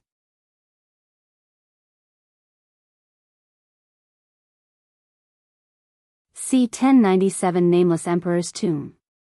Heavens! I have never seen Disciple Tian being pushed around like this before. That guest, he's strong. The disciples were mesmerized by their fight, and some of them even imagined being in Tian Yanyu's shoes. However, none of them could even imagine defeating Yuan, who seemed invincible at the moment. After 20 minutes of going back and forth, Yuan decided to end things with a sword technique. Vanishing Ghost's Soundless Blade. Yuan's sword disappeared for a split second, and Tian Yanyu suddenly sensed a wave of sword chi fly past her, narrowly missing her. When she sensed Yuan's sword chi, her life flashed before her eyes for a second before she realized that she was still alive. The disciples spectating the fight also felt as though their life was suddenly in peril when they felt the sword chi despite their distance, with some of them even falling on their buttocks. Tian Yanyu fell to her knees afterward, her body soaked in cold sweat. What was that just now? She asked herself inwardly. This was her first time experiencing an ancient rank sword technique, so her reaction was normal. Are you okay? Yuan approached her after putting away his sword. Tian Yanyu didn't immediately respond. Instead, she turned her head to look beside her, and to her horror, there was a deep cut in the floor that stretched for hundreds of meters, and the cut itself was many meters deep, almost as if it had been sliced by a massive sword the size of a building. Looks like I am still underestimating you. She mumbled in a low voice after forcefully swallowing her saliva that was stuck in her throat. If Head used this kind of power while fighting the Silent Rippers, he would have erased the Tian family's residence along with the assassins. Is this his true power, or is he hiding even more strength inside that body of his? Tian Yanyu looked at Yuan with caution and excitement. Unbeknownst to her, she was witnessing less than 10% of Yuan's true prowess. That was an amazing fight. Senior apprentice Sister Yanyu, introduce your friend to us. The other disciples suddenly started rushing over. Tian Yanyu greeted her fellow core disciples with a smile. He's Xiao Yang, a friend that ID met recently. Senior brother Xiao. The disciples greeted him with respect. How old are you, senior brother Xiao? You don't look any older than us. I'm 19 years old. What? You're actually that young? What is your cultivation? Are you from the Four Ancient family? The disciples bombarded him with questions. Hey! You're all getting too close. Stop bothering him and give him some room. Seeing how the others were getting closer and closer to Yuan, Tian Yanyu quickly acted by pushing them away, acting like his bodyguard.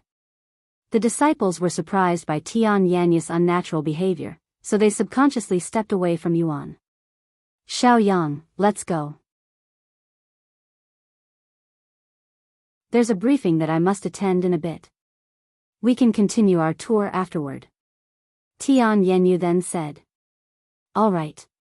After saying his goodbyes to the other disciples, Yuan left the scene with Tian Yanyu. Is it just me, or did senior apprentice Sister Yanyu express jealousy just now? One of the disciples there asked a moment later. You think so, too? I'm not surprised, considering his talent and young age. In fact, I'm even more surprised that I have never heard of him until today. The disciples didn't stay around for too long since they also needed to participate in the upcoming briefing. What kind of briefing are you going to attend? It seems important. Yuan asked Tian Yanyu as he followed her to another peak. It's definitely very important, as it affects not only our sect but all of the sects in the third heaven. Oh. Now I am really intrigued. Every 7 years, all of the sects gather to explore the Nameless Emperor's tomb. I'm sure you've heard of them before. They're basically gravesites created by powerful experts before their death so that they can pass down their legacy to those that pass the trials. Nameless Emperor's tomb. Yuan mumbled in a low voice. This has been a tradition since ancient times, and even though we've been exploring it for countless years, there are still plenty of powerful treasures to be found inside. There have even been occasions where people from the upper heavens come down specifically to explore the tomb. Can anyone enter the Nameless Emperor's tomb? Or do they have to belong to a sect? Yuan asked. Anybody can enter the Nameless Emperor's tomb. However, that isn't recommended, since you won't have any protection, meaning you'll have to fend for yourself if you're attacked, and this is true even if you have a big group with you. Of course, this also applies to those in a sect. If you think the cultivation world is cruel out here, just wait until you go inside. Everything inside could be an enemy. Are you thinking about going inside the Nameless Emperor's tomb? Tian Yanyu asked him at the end. I'm still thinking about it, but it does sound fun. If you decide to join, let me know. I can speak with my mother, who can probably get permission to let you wear a uniform while you're inside. Thank you. Yuan nodded. Sometime later, they arrived in front of a building that looked like someone's residence. This is my living quarters. I'm going to wash myself before I go to the briefing. You can either stay here and wait for my return or come with me to the briefing. It's all up to you. I will come with you. I want to learn more about this nameless emperor's tomb, after all. Alright, then I will see you in a bit. Tian Yenyu disappeared into the bathroom after they entered the building. While Yuan waited for her to come back out, Feng Yuxiang's voice suddenly resounded, "Young master." I didn't realize this at first since it's been hundreds of years, but do you remember when I said that ID found the Empyrean overlord inside a legacy tomb 500 years ago? That was the Nameless Emperor's tomb. What? Yuan exclaimed after hearing this shocking information.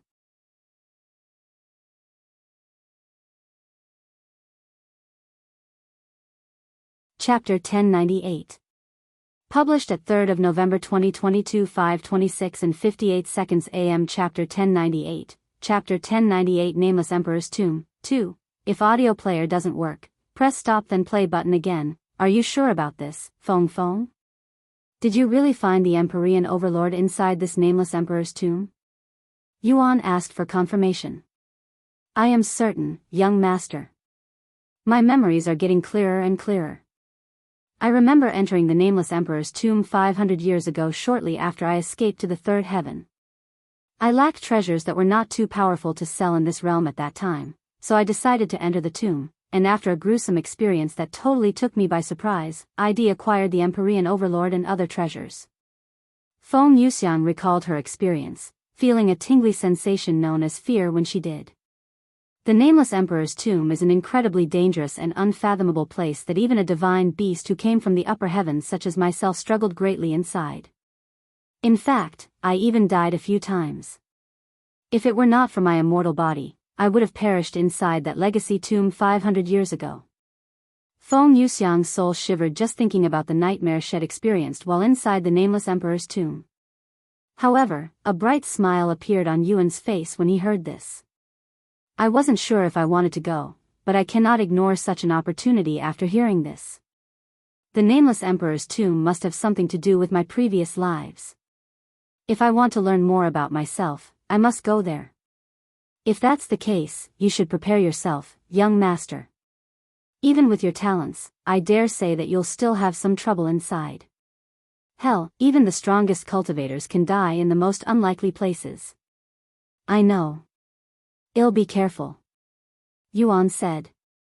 The Nameless Emperor's tomb, huh? Yuan wondered how he was related to this legacy tomb and what he'll find inside. If the Empyrean overlord belonged to one of his past lives, there has to be a reason that it was inside the Nameless Emperor's tomb. Hell, the creator of this legacy tomb could very well be one of his past lives. Tian Yenyu came out of the bathroom about 20 minutes later with a fresh look and stronger fragrance, smelling like a flower that had recently bloomed. I'm ready to leave. How about you? She asked him. Yes. Also, I have decided to explore the Nameless Emperor's tomb. Yuan said. Great. I will speak with my mother after the briefing. It's fine. I can protect myself, and I won't be alone. Oh, right. I forgot about them. Tian Yenyu mumbled. Anyways, we can talk about this later. Okay. Sometime later, they stopped at the Grand Jade Peak, one of the largest peaks within the Jade Sword Manor. Though, the only time this place becomes active are during summonings that required a large portion of the sect to gather in one spot, and currently there are over 200,000 disciples gathered. Impressive.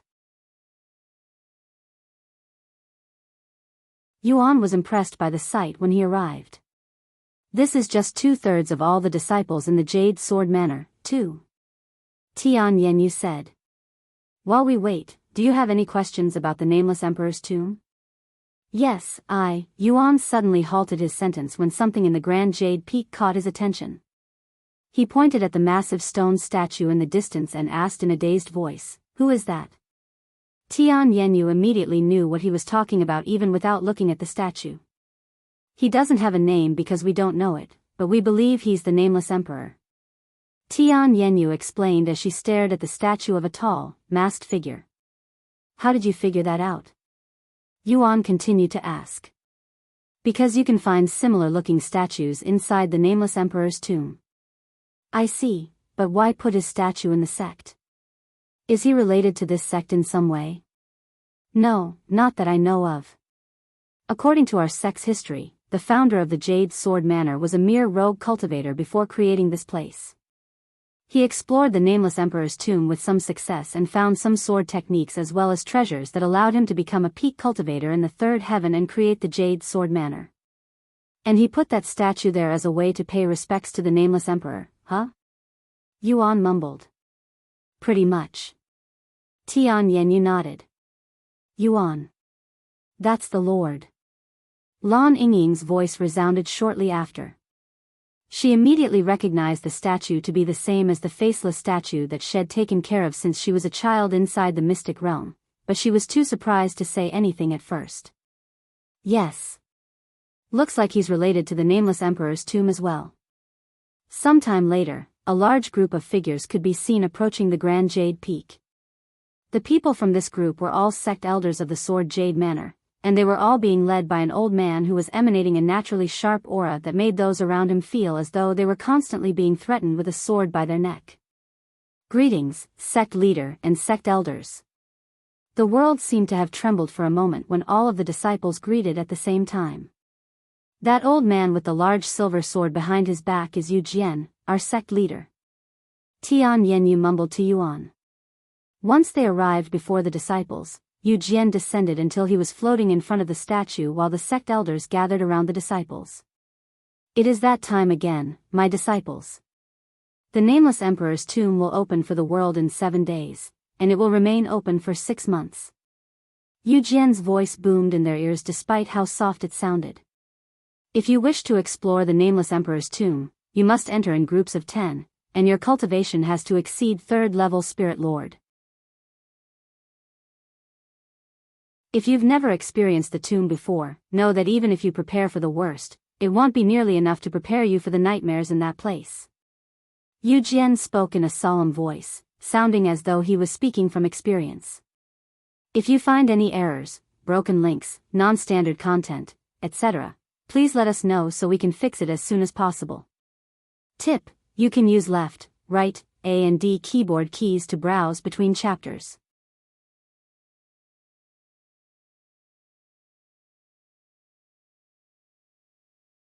Chapter 1099. Published at 3rd of November 2022 5:26 and 57 seconds AM. Chapter 1099. Chapter 1099 Nameless Emperor's Tomb. 3. If audio player doesn't work, press stop then play button again. You will be tested beyond your limits inside the Nameless Emperor's tomb. You will experience things that you wouldn't have even in your worst nightmares. There is an extremely high fatality rate inside where over half of those that enter never come back out. Even as a peak spirit king, I still have to tread the place with extreme care. If you are willing to go into purgatory and experience the worst of this world, then explore the Nameless Emperor's tomb. If you cherish your life, avoid it at all cost. Yu Jian continued to speak in a solemn voice, his words sending chills down all of the disciples' spine. Of course, he was not trying to scare the disciples on purpose. Every word that came out of his mouth was the truth and what had personally experienced, and he wanted them to know that the Nameless Emperor's tomb wasn't a playground for the weak. Hell, even the strong are considered weak inside, so one could say the strong doesn't exist when they are within the tomb. After taking a breather, Yu Jian continued, with that being said, if you decide to challenge the Nameless Emperor's tomb despite the danger, you could be rewarded with unfathomably powerful treasures or techniques that far surpass what should be allowed in our realm. Just like our founder, who became one of the strongest cultivators during his era because he took the risks and was rewarded for it. The disciples swallowed nervously as they imagined the possibilities. Just several treasures from the Nameless Emperor's tomb made a rogue cultivator who used to be a nobody into a powerhouse and the founder of a top 5 sect. And since nobody knows how deep the tomb goes, since not a single soul has ever reached the end, the possibilities were literally endless. What if there exists a treasure at the end of the tomb that allows one to literally rule the 9 heavens? Such a thought would normally be considered as a delusion, but when it comes to the Nameless Emperor's tomb, this delusion seemed more realistic. Now let's talk about the Nameless Emperor's tomb itself.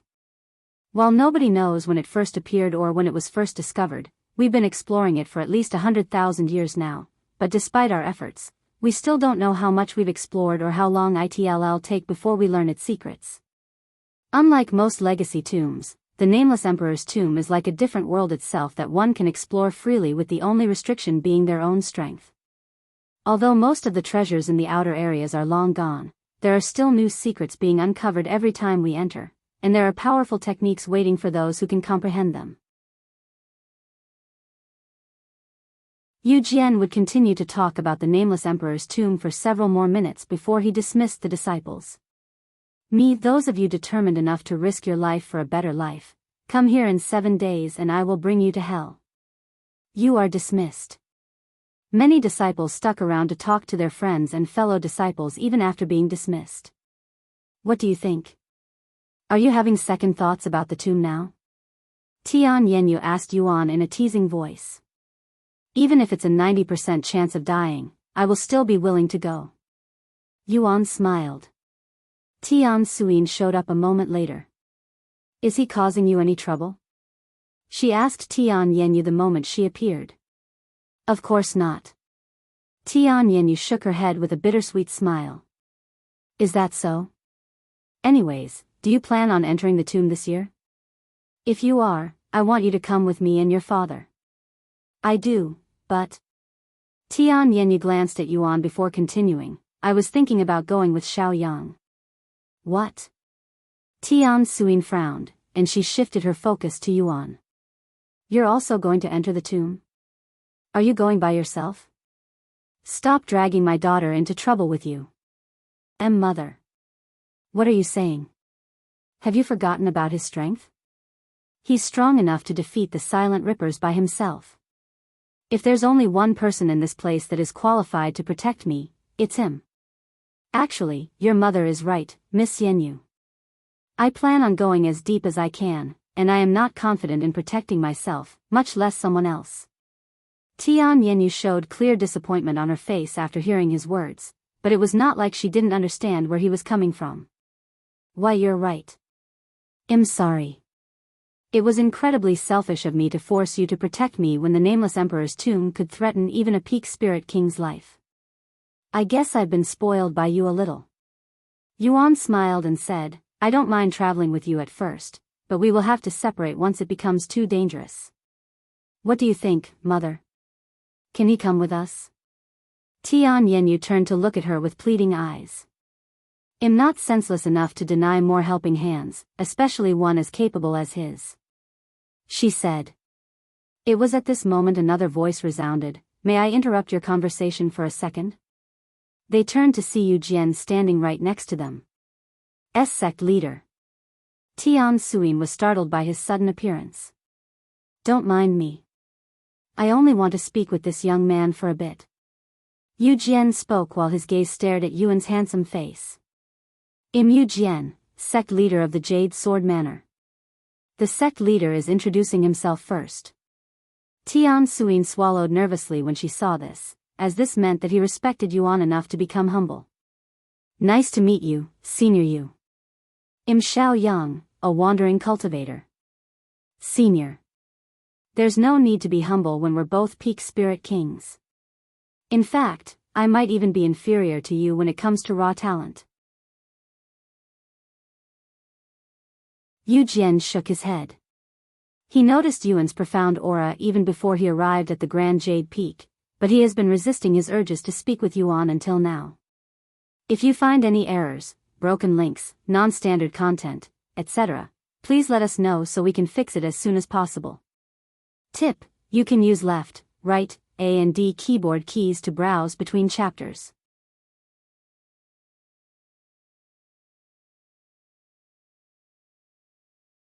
Chapter 1100.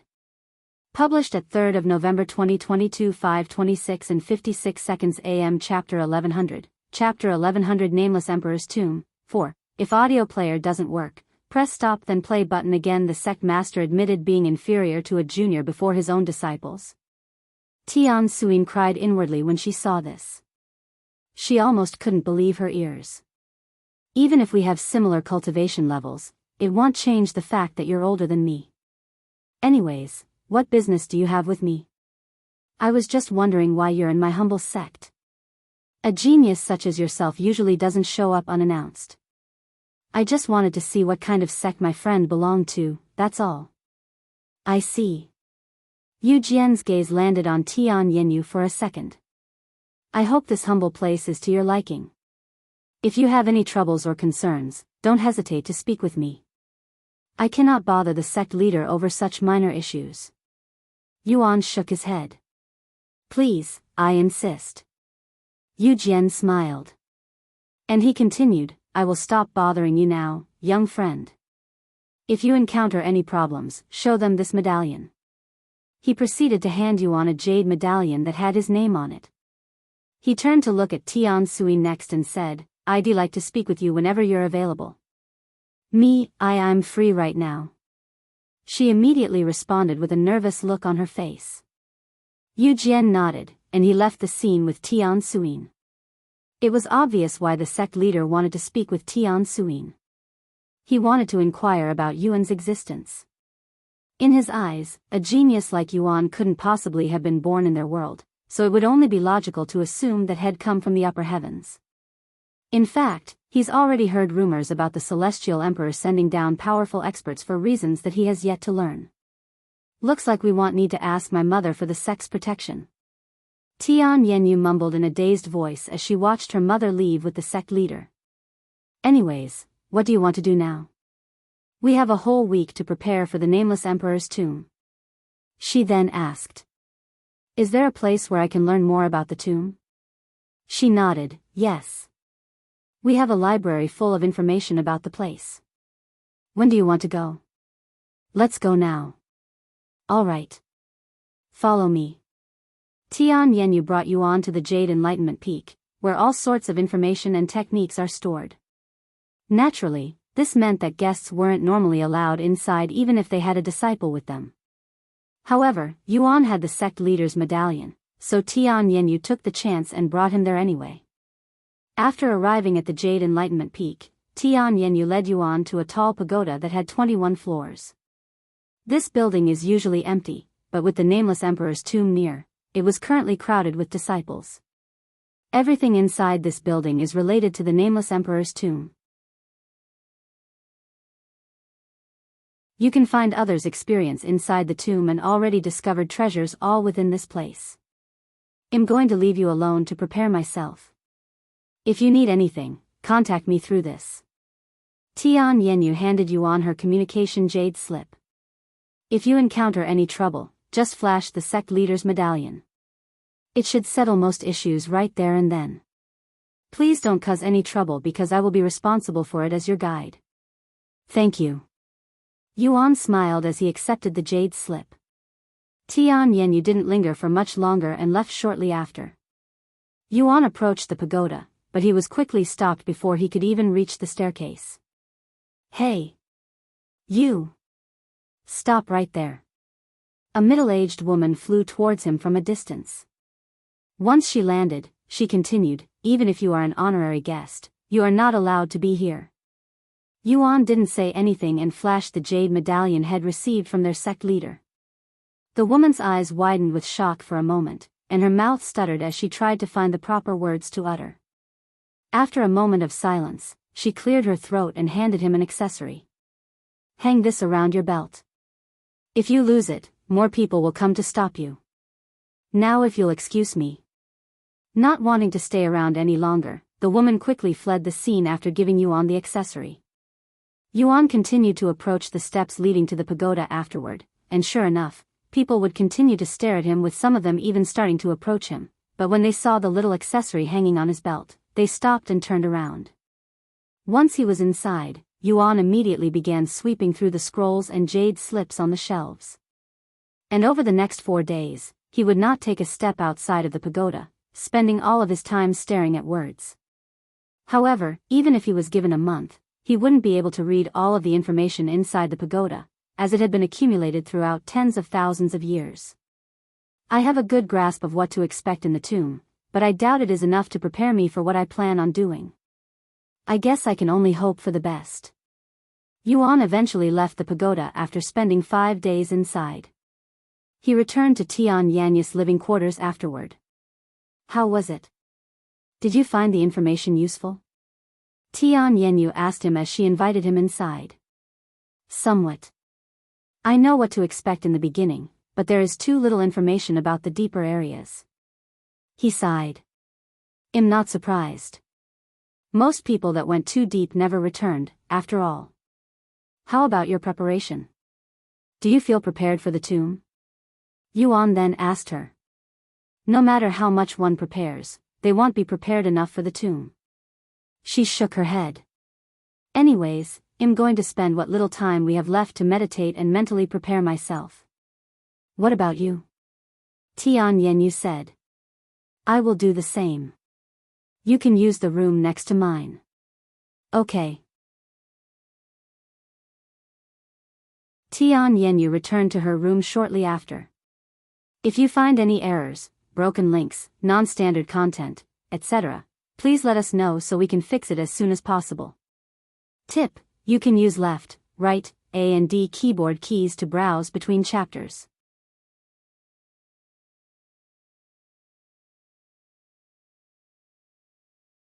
C1088 Commander of the Evil Goddess Shadow Army.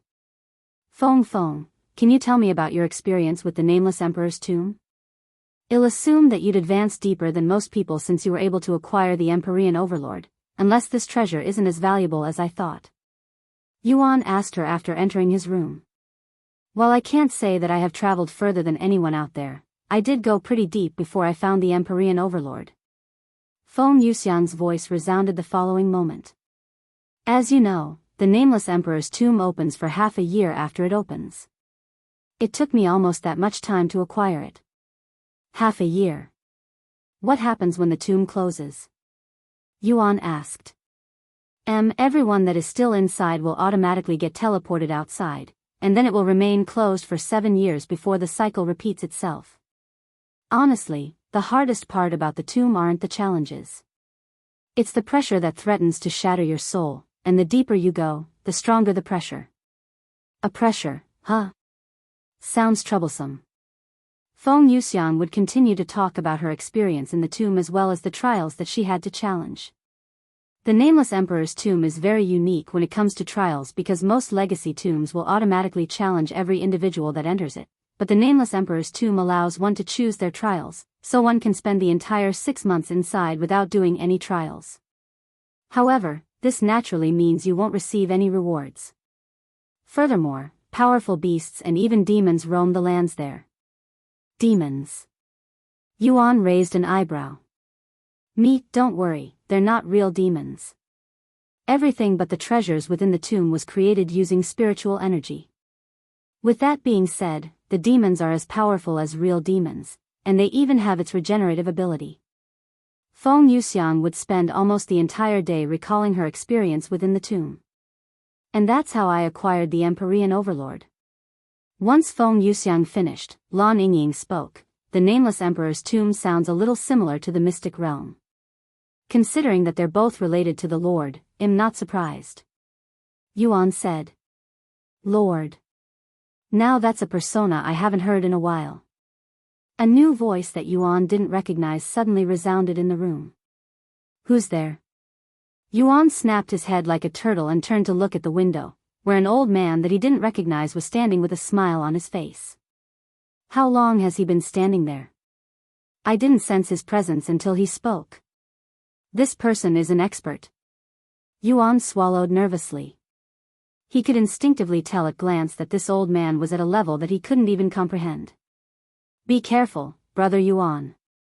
He's dangerous. Xiao Hua jumped between him and the old man, even retrieving her weapon without hesitation.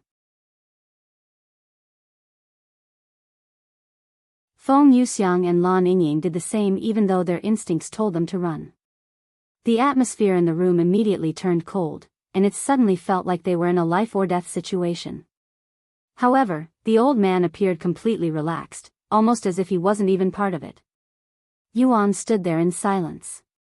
Despite the tense atmosphere, he had this inexplicable feeling that the old man wasn't a real threat. Let me ask you again. Who are you? Yuan asked him, breaking the silence. The old man took a deep breath before speaking. My apologies, I was so overwhelmed with emotions that I'd forgotten how to act and made things awkward. He proceeded to move his body and bent his knees. Don't move. Xiaohua shouted at him. However, the old man ignored her warning and continued to lower his body until his knee was kissing the floor. Dong Yi, commander of the evil god's shadow army. This unworthy subordinate greets the master. Evil god's shadow army. Master? Yuan muttered in a dazed voice, his eyes as wide as saucers. You may not remember now due to your recent reincarnation, but I am your faithful servant. I've been following you since you were the evil god, and I have been there for all of your reincarnations since then. If you don't mind me asking, how much of your past lives do you remember? Yuan was speechless. Dong Yi didn't rush things and patiently waited for Yuan to digest the situation. Xiaohua, Feng Feng, Yingying, lower your weapons. Yuan spoke a long moment later. The ladies reluctantly lowered their weapons, but they were still on high alert and full of suspicion towards Dong Yi. So you used to serve the evil god, huh? If that's true, what was his name? And who was he before the evil god? Do you have any proof that you served him? Yuan suddenly asked Dong Yi multiple questions. Without hesitation, Dong Yi responded in a clear voice. Master used to be known as the god of war before receiving the title of evil god, and his true name was Tian Xian. If you still doubt me, allow me to show you some of my memories with you. You can share memories? Yuan raised an eyebrow. Indeed. Will you accept my memories? Yuan didn't immediately respond and began pondering. Brother Yuan, I don't think we can trust him. He's too suspicious. Xiaohua said. His aura is also insanely murderous. I have never seen anything like that before, except when the young master gets angry. He's definitely killed a lot of people. Feng Yuxiang said. Dong Yi smiled. It is true that I have a lot of blood on my hands. I didn't become the commander of the strongest assassination squad in the 9 heavens by being a saint. Yuan took a deep breath and spoke. It's okay, my instincts are telling me to trust him, so I will do so. If he wanted to harm us, he has more than enough power to do so, and we wouldn't be able to do anything to stop him. He glared at Dong Yi in the eyes and continued, show me. As you command, master. Dong Yi eagerly nodded.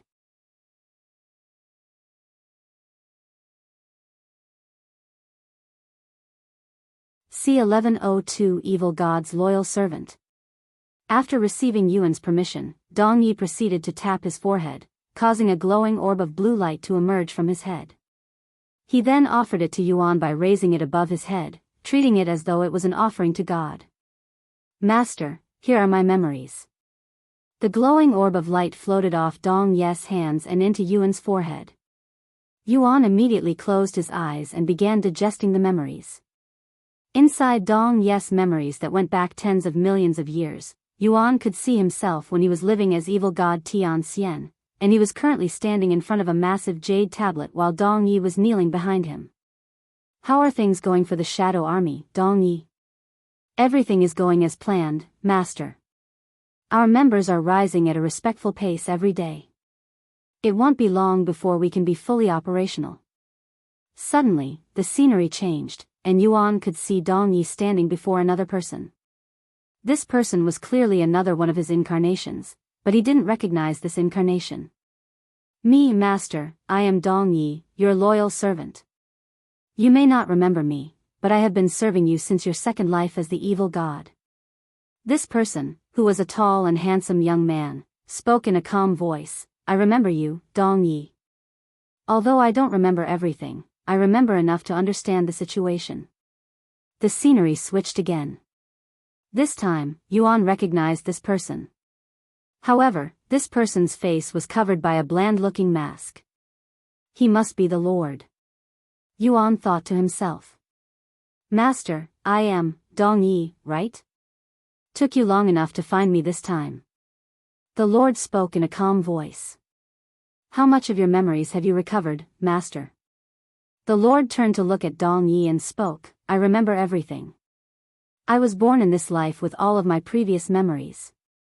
This is unprecedented. Dong Yi was pleasantly surprised to hear this. Sometime later, Yuan opened his eyes and spoke, since you know so much about me, can you help me recall what I have yet to remember to speed up the process? Dong Yi shook his head with a bitter-sweet smile, unfortunately, I cannot do that.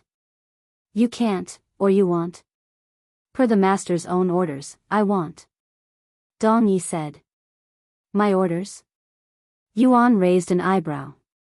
He nodded, Master wanted to naturally recover his own memories, so you ordered me to not give too much information regarding your past even if you threatened me. Yuan sighed inwardly after hearing this. Why would he make things more difficult for himself? He also did the same with the stairway to heaven. Anyways, I believe you when you say that you are my servant. With that being said, what are your plans now? Did my previous incarnations give you some sort of mission? Dong Yi nodded, this body only has one purpose, to serve you until its death. If you need anything, I will be here for you.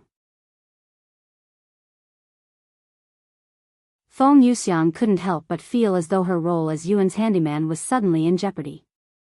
Dong Yi then continued, however, with that being said, it's not as though I can constantly remain by your side. Master, are you aware of our current situation with the upper heavens? No, what kind of situation are we in? Yuan shook his head. The Celestial Emperor, our natural enemy, will be sending experts to the lower heavens to kill you. They will arrive in less than a month. Yuan was left speechless after hearing this information. What? Why would the Celestial Emperor do such a thing? I've never even met the man. He exclaimed. According to what I've learned from the 7 legacy family's memories, the Celestial Emperor is not specifically targeting you because of your identity. He doesn't even know your real identity, but because of the heaven's judgment, you now have a target on your back. Dong Yi explained. And he continued, honestly, if the Celestial Emperor knew your real identity, I wouldn't be surprised if he personally came down here with his entire army just to kill you. How troublesome. And here I was planning on going to the Nameless Emperor's tomb. Yuan gritted his teeth. Worry not, Master. This is why I am here. I have already erased the 7 legacy family's memories of you, so they won't be able to help those from the upper heavens to identify you. Furthermore, I will do my best to mess with those from the upper heavens and keep them from finding you. If you are ever in a dangerous situation that you cannot solve, break this jade slip and I will immediately come to you no matter what kind of situation I am in, even if I have to crawl through broken glass and the scorching ground. If you need me for anything else, use this communication jade slip to contact me. Dong Yi handed Yuan 2 different jade slips. I would give you life-saving treasures and other useful treasures, but I cannot give you any significant assistance that could greatly affect your natural growth. Let me guess. I told you that. Yuan said in a sighing voice. Dong Yi smiled and said, the point of reincarnating multiple times is to expand your experience and talent. If you're given a silver spoon every time you reincarnate, it would defeat its purpose, after all. I understand the reasoning behind this logic, and I even agree with it. However, it still sucks. Yuan said with a bittersweet smile. Anyways, before I ask you more questions, let's introduce ourselves properly. In this life, I am Yuan. It feels a little weird to be called master by someone as ancient as you, so you can just call me Yuan or young master like Feng Feng here. Feng, introduce yourself. Yuan looked at her, who silently nodded and proceeded to introduce herself despite being reluctant to do so.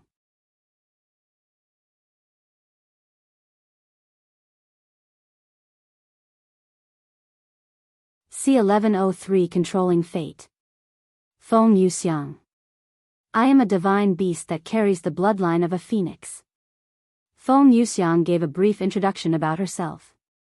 The rest of you should introduce yourself as well. Yuan looked at the others. Lan Yingying.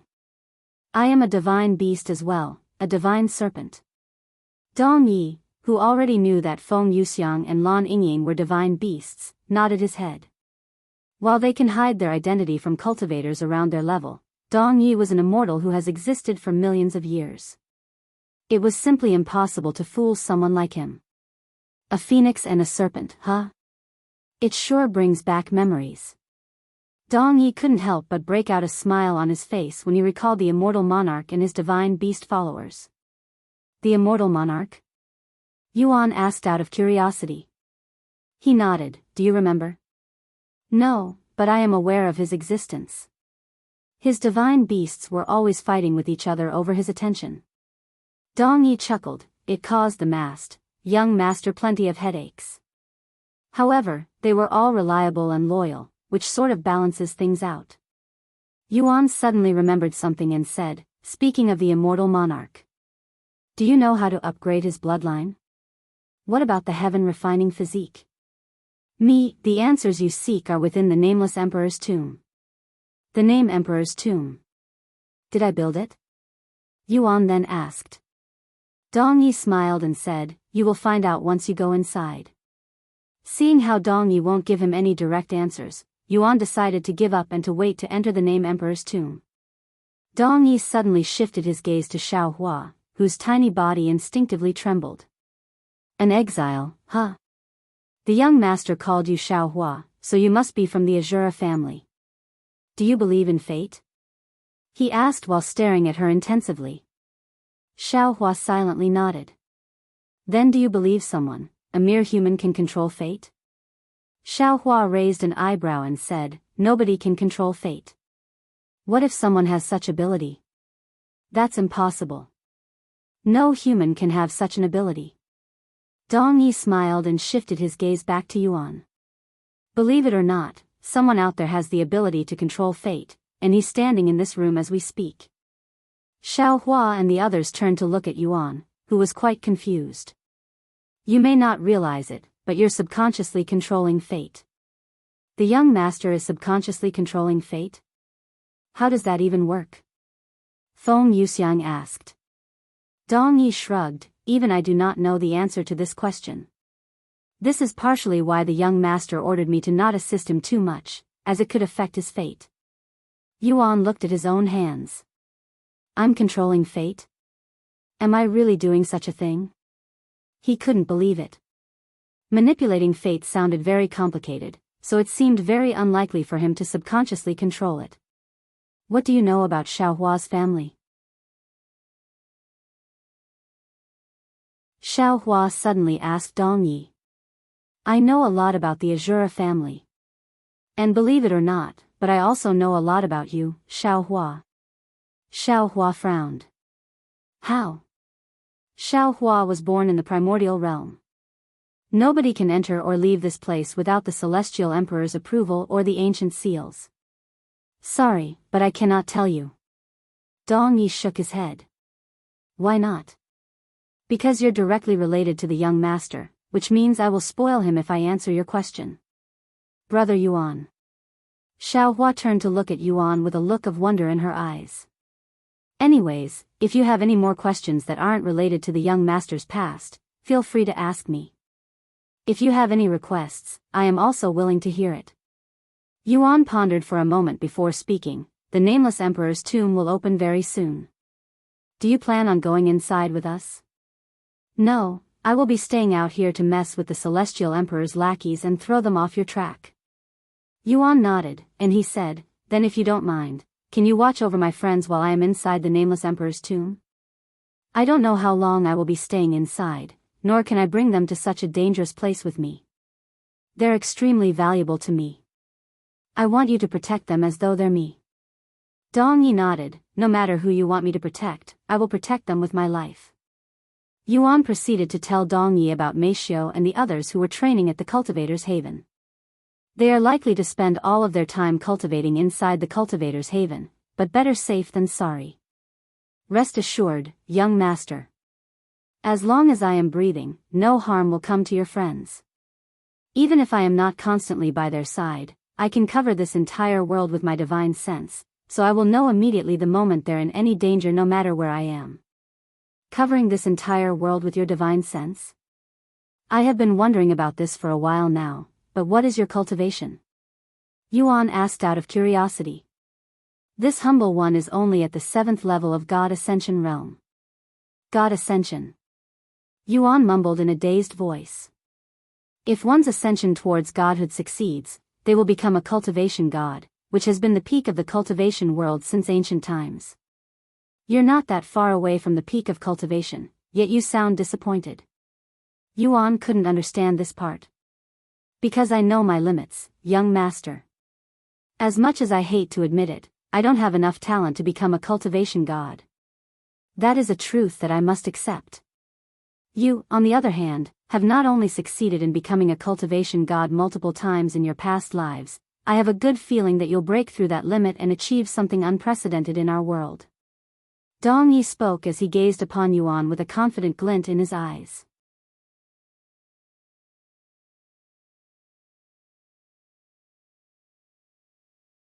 C1088 Arrival from the Upper Heaven. Wait a second. I thought all cultivators in the 9 heaven must abide by the rules of each heaven. Feng Yuxiang suddenly spoke.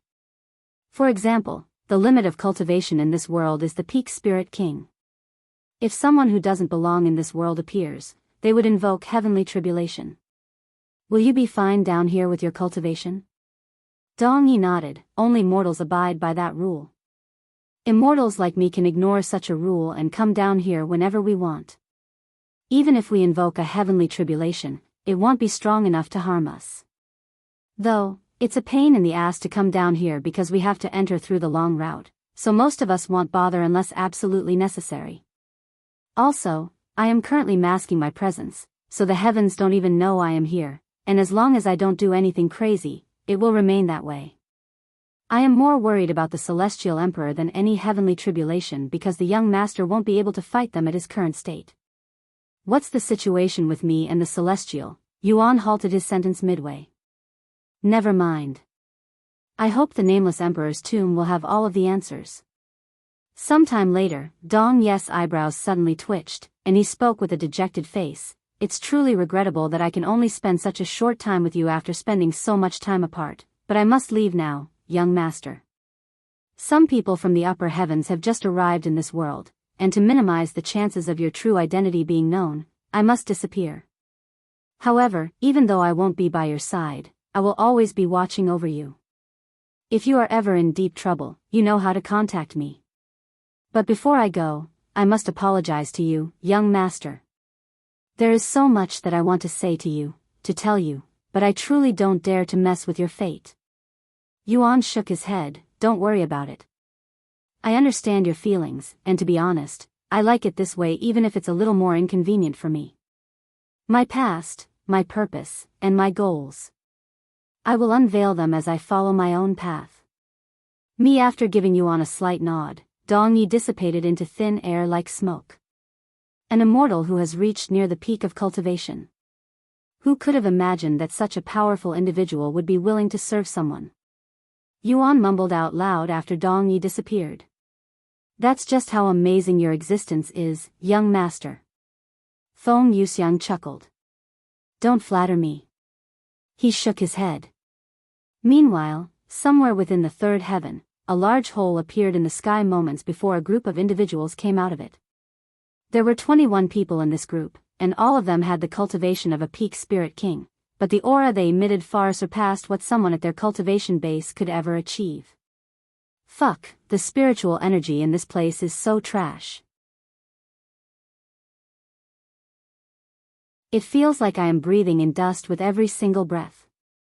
One of them immediately complained after taking his first breath. How do people live in such an environment?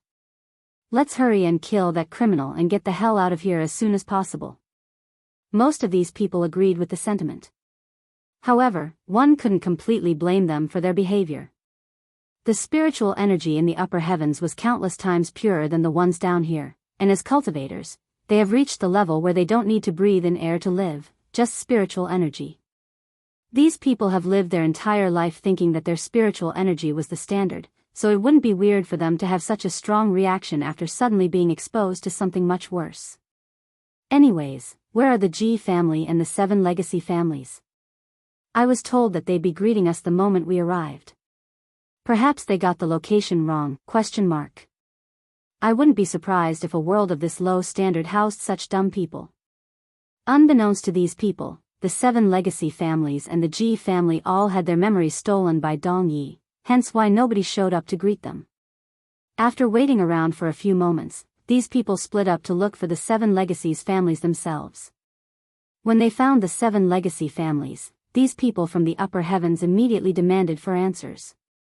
However, they quickly realized that nobody from the 7 legacy families knew about their arrival. This made them wonder if the people from the upper heavens had forgotten to notify the 7 legacy families. But they soon realized the truth, that the 7 legacy families and the G family had their memories erased for some reason. What's going on? Who would erase their memories? I think a better question would be who could have the capability to do such a thing in this world. I only know of one person in the 9 heavens who could erase memories, but that person's been missing for hundreds of thousands of years. I also don't think it's him. Why would he be down here stealing memories from mortals, right? The people from the upper heavens quickly dismissed the phenomenon, mostly because they couldn't be bothered to investigate any further. But then they realized another problem. Without the 7 legacy families' help, how will they ever find the person they were looking for? Even finding a needle in a haystack would be easier than this task since they at least knew what a needle looked like. However, it was not as though they could leave without even trying. In the end, these people decided to stay around for a little longer to wait for the others that have yet to arrive. These 21 people were just the first batch of people amongst a dozen, after all. In the meantime, I am going to take a look around. As shitty as this place is, it's a rare chance to experience the lower heavens. Try not to get yourself killed. You'd immediately become a laughingstock if you died in a place like this. Even if my cultivation is suppressed to being a mere spirit king, what could possibly hurt me down here? This individual sneered in a mocking manner before disappearing into the world. Many people from the group followed suit, as they were also curious about the 3rd heaven.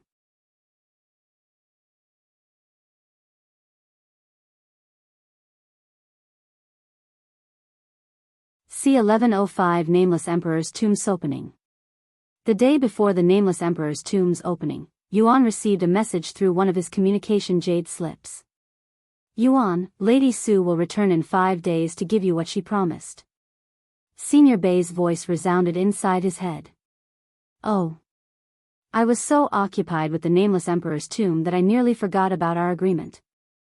Yuan felt a drop of cold sweat appearing on his forehead.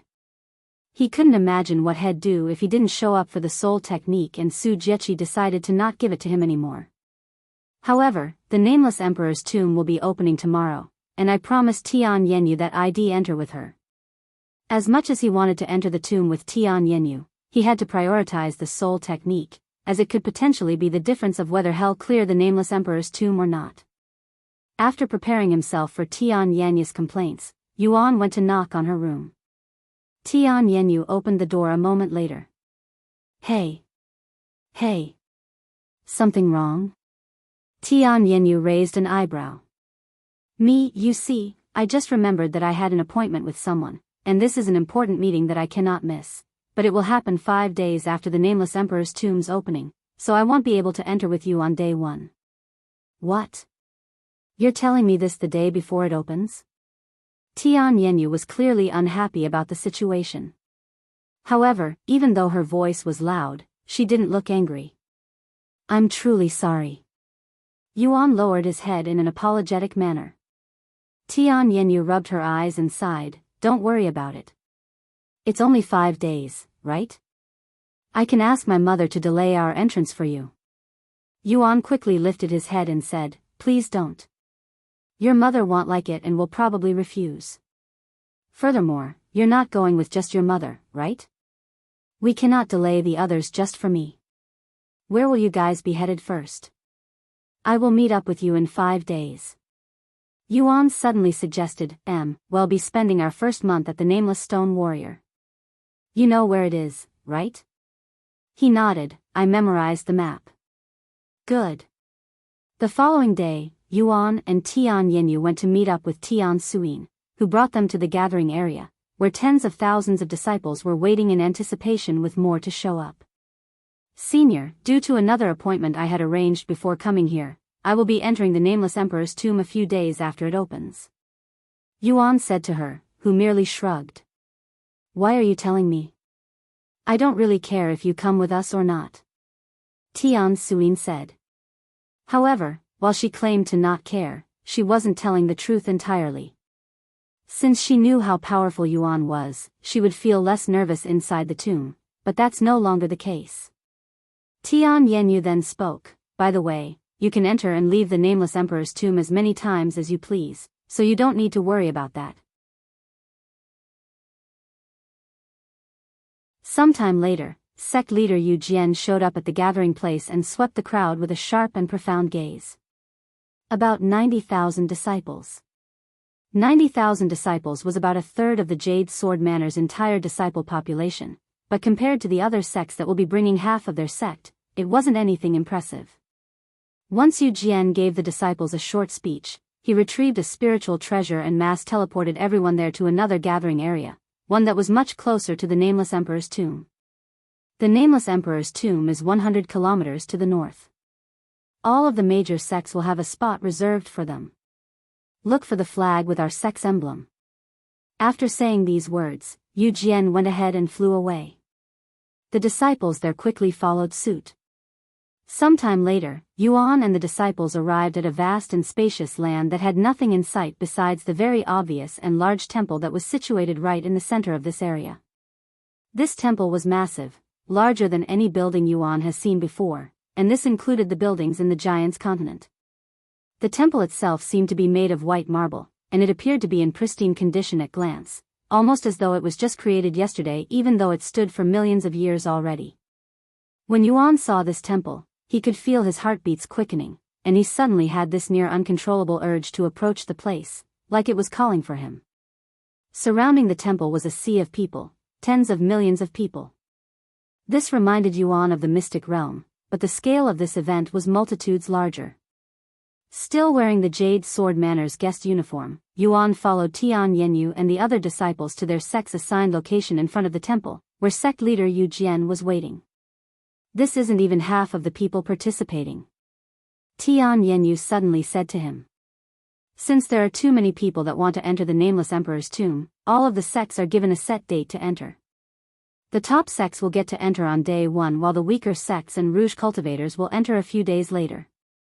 Although entering a few days late may not seem like much at first, these few days could be the difference between gaining enlightenment and gaining nothing. There have been plenty of cases where people were kicked out right before they could be enlightened. Is that so? When does the tomb open, anyway? Yuan asked. It should open within the hour. I will stay here until you enter the tomb.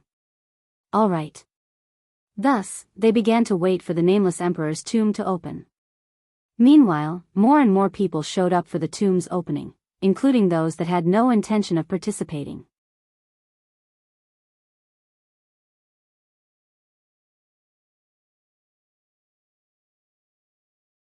Chapter 1106. Published at 3rd of November 2022 5:26 and 43 seconds AM. Chapter 1106. Chapter 1106 Nameless Emperor's Tomb's Opening. 2. If audio player doesn't work, press stop then play button again. An hour passed within the blink of an eye while Yuan inspected the Nameless Emperor's tomb with his divine sense. Besides its pristine condition, there really wasn't anything too special about the temple itself. At least Yuan didn't notice anything unique about it.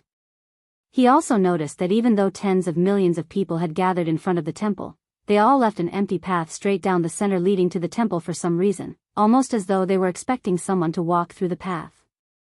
About 5 minutes before the Nameless Emperor's tomb's opening, the Ji family showed up at the site. All of the sect leaders and clan leaders went to greet the Ji family upon their arrival, including Yu Jian from the Jade Sword Manor. However, these powerhouses were absolutely gobsmacked when they noticed Lord Jis' unusual and shocking condition. Lord Ji. What happened to your arm? Lord Ji, who was almost an invincible existence within the third heaven, had suddenly lost an arm, an injury that most would consider to be crippling. However, who or what could possibly injure the strongest cultivator in the third heaven to such a degree? None of these sect leaders or clan leaders could imagine. Lord J's body shuddered after being reminded of his injury, one that he doesn't even remember getting. I don't remember. He eventually shook his head. When I woke up, my arm had disappeared. The sect leaders exchanged glances with each other. What could have possibly caused such a phenomenon? One doesn't simply wake up with an arm missing. These experts all believed that Lord Ji had been attacked while he was asleep, as that was the only logical explanation, but such a thing was easier said than done. However, Lord Ji insisted that he doesn't remember anything, so the sect leaders and clan leaders had no choice but to drop the topic. I would normally give a speech, but as you can see, I am not in the condition to do so. Lord Ji spoke a moment later, and nobody there could blame him. Eventually, it was time for the Nameless Emperor's tomb's opening. Yuan could sense a sudden change in the atmosphere, almost as though the presence of an otherworldly expert just showed up. The temple suddenly began emanating a golden glow that would grow brighter with every passing second. Boom! The entire third heaven shook for a brief second when a powerful ripple swept the place. Suddenly, like a ghost, the figure of a tall individual wearing exquisite white robes appeared in the empty path that all of the sects had purposefully avoided. This figure was entirely made out of spiritual energy, yet it felt like he truly existed as a real person, and he was carrying a large sword on his back while wearing a mask on his face. When the experts there saw this masked figure, they all lowered their heads and silently bowed to him, their hearts trembling with reverence. Although nobody there knew this masked figure's true identity, they all had a good feeling that he was the Nameless Emperor, the master of this unfathomable tomb. Yuan's body trembled slightly when he saw this masked figure and the sword on his back. Empyrean Overlord. It only took a glance for him to recognize the sword and the masked figure. A few moments after he appeared, the masked figure began taking small strides towards the temple in the distance. As he slowly approached the tomb, not a single soul in that area dared to make even the slightest movements, and even the most powerful cultivator in this world, Lord Ji, had to hold his breath. Unbeknownst to most of the people there, several experts from the upper heaven were hidden amongst them, and they were just as awed by this masked figure's unfathomable presence despite being part of powerful families and sects in the upper heavens themselves. I have heard countless rumors about the Nameless Emperor's tomb and its unknown master, but I never really understood why even the experts in the ninth heaven are wary of this place until today. This masked figure. If he is still alive today, he would, without doubt, be one of the strongest cultivators in the nine heavens. How is he exuding such a powerful aura even though he's just a phantom created entirely out of spiritual energy? Even the top experts in my family cannot emit such an aura while they are alive. This doesn't make any sense. After taking exactly 99 steps, the masked figure stopped his movements and proceeded to reach behind him to grab the Empyrean Overlord. The moment his grasp tightened on the Empyrean Overlord, all of the experts there suddenly felt a cold sensation around their neck, almost as though there was a real blade pressing against their skin at this moment. The experts tried their damned hardest to not swallow by accident, and their back was quickly soaked in cold sweat. The experts from the upper heavens even subconsciously grabbed their weapons when they sensed this chilling sensation, but they quickly released their hands when they realized the situation. His sword chi is so profound that our body, our very soul, had instinctively reacted defensively even though it wasn't directed at us. Even the current sword emperor would look like a sword apprentice compared to him. Why does such an existence exist in this world? What is the heavens thinking, allowing such a thing to happen? While the experts from the upper heaven were in deep thoughts, the masked man suddenly made his movement and swung his sword vertically at the temple. A beautiful arc of sword light was created by the swing, and it flew straight at the temple. Shah! Almost as though the sword light ripped through space itself, a massive portal suddenly appeared in front of the temple. The Nameless Emperor's tomb was finally open, but nobody there dared to move, as the masked figure had yet to disappear. Thus, The tens of millions of people there patiently waited for the masked man to disappear after opening the tomb like he usually does. However, what happened next shocked everyone there. If you find any errors, broken links, non-standard content, etc., please let us know so we can fix it as soon as possible. Tip: you can use left, right, A and D keyboard keys to browse between chapters.